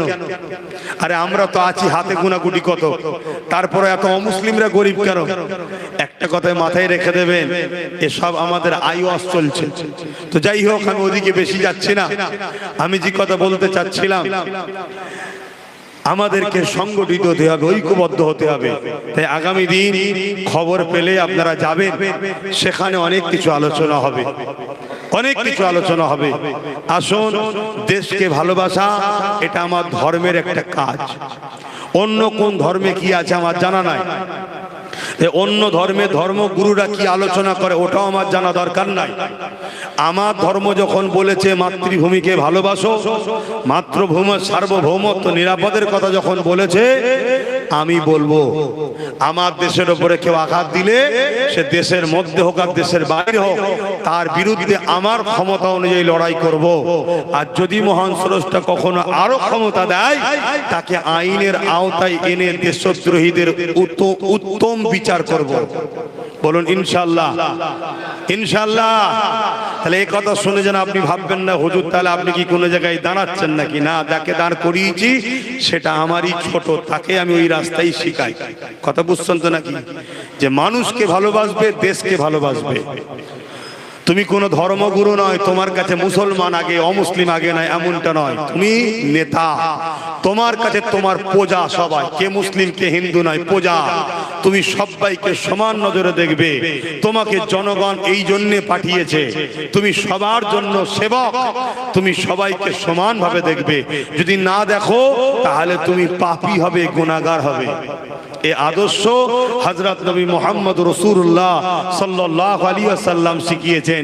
এই দাঁড়িয়ে দাঁড়িয়ে একটা কথা বলেলি, আমার নবী পাক সাল্লাল্লাহু আলাইহি ওয়াসাল্লাম যখন মদিনায় গেলেন, তখন মদিনা শরীফের নাম ছিল ইয়াসরিব। গিয়ে দেখছে এক গোষ্ঠী এক জাত আরেক জাতকে মারছে, খুনোখুনি করছে, কাটাকাটি করছে, হিংসা ফাসাদ ভর্তি। মানুষ টয়লেটে যাচ্ছে অস্ত্র সাথে নিয়ে, মানে এত ভয় যে কেউ না বাথরুমের মধ্যে সে মেরে দেয়। এরকম একটা মহল ছিল ইয়াসরিবের। আমার নবী যাওয়ার পরে নবী মদিনা শরীফ নাম হয়েছে। আমার নবী পাক তাদেরকে যে বুঝালেন যে তোমরা নিজেরাই যদি মারপিট করো তাহলে পৃথিবীতে তোমরা তারাক্কি করবে কিভাবে। এক কাজ করো, তোমরা অস্ত্রকে ঘরে রাখো, বিদেশি শক্তির উপরে যখন দেশের উপরে হামলা করবে তার বিরুদ্ধে খরচ করবে, নিজেদের মধ্যে খরচ করো না। এবং তোমাদের মধ্যে একটা রাষ্ট্র প্রতিষ্ঠিত করো, তার একজন রাষ্ট্রের প্রধান হবে, সে তোমাদেরকে সুন্দরভাবে পরিচালনা করবে, বিচার ব্যবস্থা হবে। কেউ অন্যায় করলে বিচার ব্যবস্থার কাছে যাবে, সে বিচার ব্যবস্থা তার ফাইসাল্লা করবে। এই যে বর্ডারের সিকিউরিটি ফোর্স বিএসএফ, আরে এ তো আমার রাসূল শিখিয়েছে, তার আগে ছিল কোথায়? আমি তো চ্যালেঞ্জ দিচ্ছি, আসুন না মোকাবেলায়। এই পৃথিবী কি করে জানতো মায়ের পেটের সন্তানটা কিভাবে তৈরি হয়? বিজ্ঞানের ধারণা ছিল মায়ের পেটে যে সন্তান হয় শুধুমাত্র বাপের অবদান, নারীর অবদান নেই, তাই নারীকে অবজ্ঞা করা হতো। আমার রাসূল ১৫০০ বছর আগে ভাইকে বললো না, পেটে যে সন্তানটা হয় নারীরও হক আছে, পুরুষের, উভয়ের মিলনে উভয়ের শরীরের অংশ থেকে নিয়ে এই বাচ্চা তৈরি হয়, শুধু পুরুষের নয়। কথা বুঝে আসছে না? নয়, বিজ্ঞান সেটাকে রিসার্চ করতে করতে ১৫০ বছর আগে মেডিকেল সায়েন্স বলছে না, মুহাম্মদ সাল্লাল্লাহু আলাইহি ওয়াসাল্লাম যেটা বলেছে ঠিকই বলেছে। জোরে বলুন সুবহানাল্লাহ। তাই তারা বলতে বাধ্য হচ্ছে মুহাম্মদ তো কোনো কলেজে, কোনো স্কুলে, কোনো ভার্সিটিতে তো পড়েনি, তখন এত রিসার্চের মেশিনও ছিল না, তাহলে তিনি এই সঠিক উত্তরটা দিল কি করে? বিজ্ঞান আজকে স্বীকার করতে বাধ্য হয়েছে, যিনি মায়ের পেটে বাচ্চা সৃষ্টি করে তিনি মুহাম্মদ রাসূলকে শিখিয়েছে। তাই আমার কোরআনও বলছে আমার রাসূল কোন স্কুল কলেজে ভার্সিটিতে কারো কাছে পড়েনি, তিনি স্বয়ং স্রষ্টার কাছে পড়েছে। জোরে বলুন সুবহানাল্লাহ। কেন? তিনি যদি অন্য কারো কাছে পড়তো, সে দাবি করতো আমি মুহাম্মদ রাসূলকে পড়িয়েছি, সে নবীর থেকে বড় হওয়ার স্বপ্ন দেখতে। কথা মাথায় ঢুকছে তো? যাক, অনেক কথা আছে, আমি যে কথা বলতে যাচ্ছি, আমার নবী পাক সাল্লাল্লাহু আলাইহি ওয়াসাল্লাম তাদেরকে রাষ্ট্র কায়েমের কথা বললো। তারা বললো রাষ্ট্রের প্রধান কি হবে? শুনছেন, রাষ্ট্রের প্রধান কি হবে? আল্লাহ নবী বললো তোমরা সমস্ত গোত্রের সর্দাররা, প্রথম সমস্ত ধর্মের সর্দাররা এক জায়গায় বসো, বসে তোমাদের মধ্যে থেকে একটা সিলেক্টেড করো, একে অপরের মধ্যে সৎ, চরিত্রবান, ভদ্র, নম্র লোক, তোমাদের মধ্যে তুলনামূলক ভালো কে আছে তাকে সামনে নিয়ে এসে নিজেদের মধ্যে ঠিক করো। সেই সময় সমস্ত গোত্র থেকে একটাই আওয়াজ উঠেছিল, কি জানেন? একটাই আওয়াজ, যদি আপনি আমার রাষ্ট্রের প্রধান হন তাহলে রাষ্ট্র হবে, নচেত আমরা এই রাষ্ট্র অন্য প্রধান কাউকে মানি না। যদি বলুন সুবহানাল্লাহ। সেখানে আগুন পূজারি আছে, মূর্তি পূজারি আছে, ইহুদিরা ছিল ৭০% মদিনায় তখন, তারাও বলছে মুহাম্মদ আপনি যদি প্রধান হন আমাদের রাষ্ট্রের তবে মানবো, নাই মানবো না। আমার নবী তাদের কথাতে বললো ঠিক আছে, তোমরা যেন আমায় বলছো, আমি শান্তি চাই। রাষ্ট্র প্রধান হলে 10 বছর ধরে কিভাবে রাজনীতি করতে হয়, কিভাবে দেশ চালাতে হয়, কিভাবে নিরাপত্তায় রাখতে হয় সব শিখালেন এবং শিক্ষা দিলেন। কারো ধর্ম, ধর্মের আবেগ, ধর্ম স্থানের উপরে আঘাত চলবে না। শুনছেন তো নাকি? এবারে একটা প্রশ্ন হতে পারে, তাহলে মদিনায় এখন অন্য ধর্ম নেই কেন? প্রশ্ন হতে পারে। একটাই কারণ, সে প্রশ্নের উত্তর শুনুন। আমার নবীর আখলাক, আমার নবীর ব্যবহার, আমার নবীর আদর্শ, আমার নবীর চরিত্র, এই 10 বছর ধরে জাস্টিস দেখতে দেখতে, নবীর সোহবতে বসতে বসতে মানুষ তাদের আসমানি কিতাব দ্বারা মিলিয়ে মিলিয়ে মিলিয়ে মিলিয়ে দেখে নিয়েছে যে সর্বশেষ যিনি আনেওয়ালা থা, এটা হলো সেই মোহাম্মদ রসুল।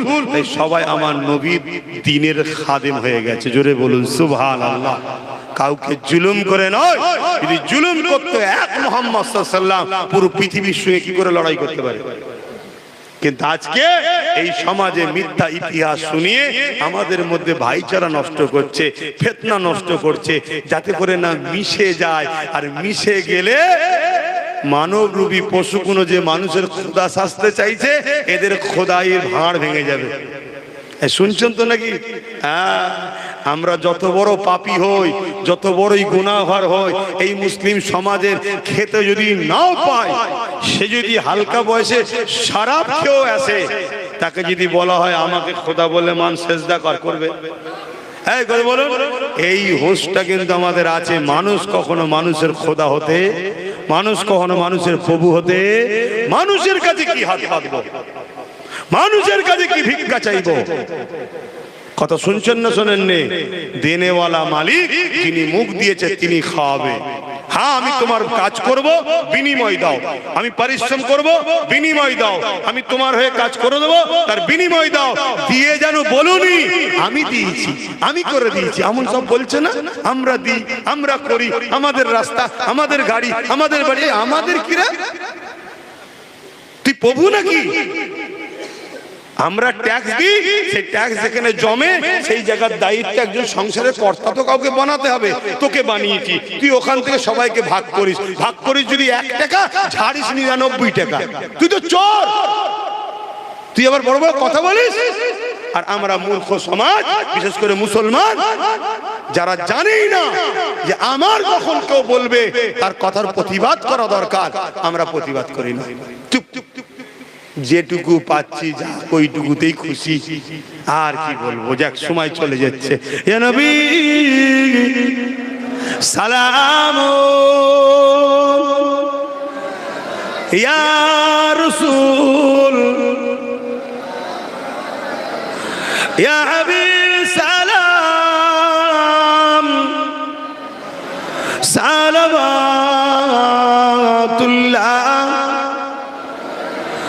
কঠিন হাসরের দিনে কি আছে মোদের কপালে,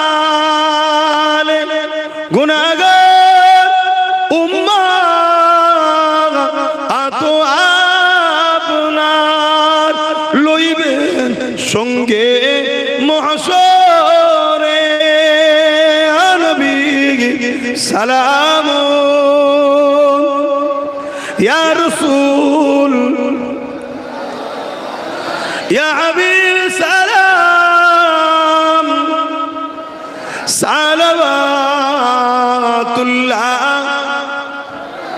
ও আর একটা কথা বলতে ভুলে গেছি। এই যে আই লাভ মুহাম্মদ সাল্লাল্লাহু আলাইহি ওয়াসাল্লাম, এই যে ব্যানার, আমাদের ধর্ম ব্যানারের ধর্ম নয়। আমাদের ধর্ম ফটোর ধর্ম, ভাষ্যকরের ধর্ম নয়। যে ব্যানার টাঙিয়ে দিলেই ধর্ম হয়ে যাবে এমনটা নয়। কিন্তু এটা একটা ইগোর বিষয়। আপনারা টাঙাচ্ছেন, টাঙান, আমার বাড়ির সামনেও টাঙিয়ে রেখেছি। কিন্তু মনে রাখবেন, যদি ব্যানারে যথাযথ মর্যাদা না করতে পারেন, আপনিও কিন্তু গুনাহগার শুধু নয়, ঈমান হারা হয়ে যেতে পারেন। কারণ এখানে নবীর নাম আছে। মুহাম্মদ সাল্লাল্লাহু আলাইহি ওয়াসাল্লামের মিম অক্ষরটা পুরো কায়নাত যদি এক পাল্লায় রাখা হয়, মিম অক্ষর যদি এক পাল্লায় রাখা হয়, মুহাম্মদ রাসূলের মিম অক্ষরের দামের কাছে কায়নাতের কোনো মূল্য নাই। তিনি হলেন মুহাম্মদ সাল্লাল্লাহু আলাইহি ওয়াসাল্লাম, যিনি চাঁদকে ইশারা করেছেন করেছেন চাঁদ দুটুকরো হয়ে গেছে। আপনারা জানেন ইতিহাস? আমার ভারতবর্ষের কেরলের রাজা চিরামান তখন বসে বসে ছিলেন খোলা আকাশের নিচে, পূর্ণিমার চাঁদ উঠেছে, দেখছে চাঁদ দুটুকরো হচ্ছে, এক টুকরো এদিকে আর এক টুকরো ওদিকে, দেখে অবাক হয়ে যায়। পরে যখন আব্দুল মালেক হুজুর এমন করে ব্যবসার জন্য আরব থেকে কেরলে আসে, নদী সাগর পার করলেই তো কেরল এপারে ওপার আরব, তখন এসে জিজ্ঞেস করে যে এই চাঁদ দুটুকরো হয়েছিল কি ব্যাপার? তখন বলেছিলেন হাবিব ইয়ামানি নামে একজন আমার নবীকে রসুল বলে পরীক্ষা করছিল, উনি বলেছিলেন আসমানে কিছু করে দেখাও, আমার নবী উংলি ইশারা করেছিলেন, চাঁদটা দুটুকরো হয়েছিল। জোরে বলুন সুবহানাল্লাহ। এটা আশ্চর্যের কিছু নয়, কেন আমার নবী হলেন চাঁদেরও নবী। জোরে বলুন সুবহানাল্লাহ। আত্মাকে হযরতে মাওলা আলী শেরে খোদা আসরের নামাজ কাজা হয়ে গিয়েছিল, আপনারা জানেন। আমার নবী কোলে মাথা দিয়ে ঘুমিয়ে পড়েছিল, সূর্য ডুবে গিয়েছিল। আমার নবী পাক বলেছিলেন আলী ওঠো নামাজ পড়বে, হুজুর সূর্য ডুবে গেছে। আল্লাহ নবী বললেন আলী তৈরি হও, আজ সূর্যকে ফিরিয়ে আনা হবে। হুজুর ইশারা করলেন, সূর্যকে ডাকলেন, সূর্য আবার ফিরে আসলো, আসরের ওয়াক্ত আসলো, হযরত আলী নামাজ পড়লেন। জোরে বলুন সুবহানাল্লাহ।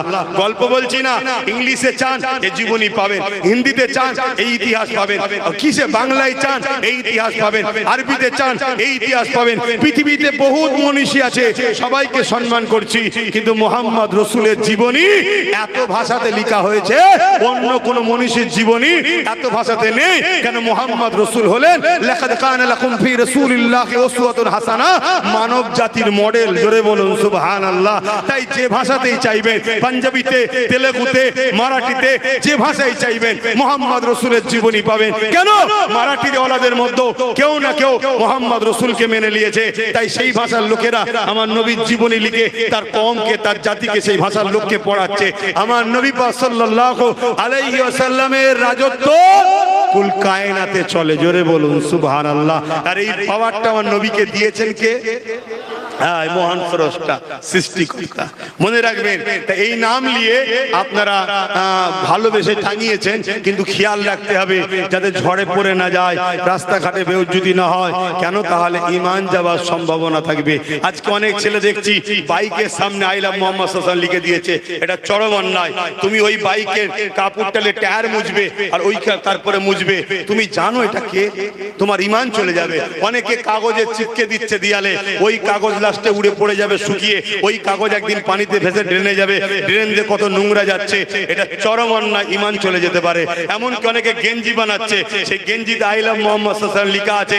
তুমি ভক্ত দেখাচ্ছ, ভক্ত মহব্বত। তুমি যখন এই গেঞ্জিটা কাচবে, তোমার নাপাক কাপড়, অনেক কাপড় একসাথে কাচবে, তুমি তোমার নবীর নামটাকে কোথায় নিয়ে যাচ্ছ?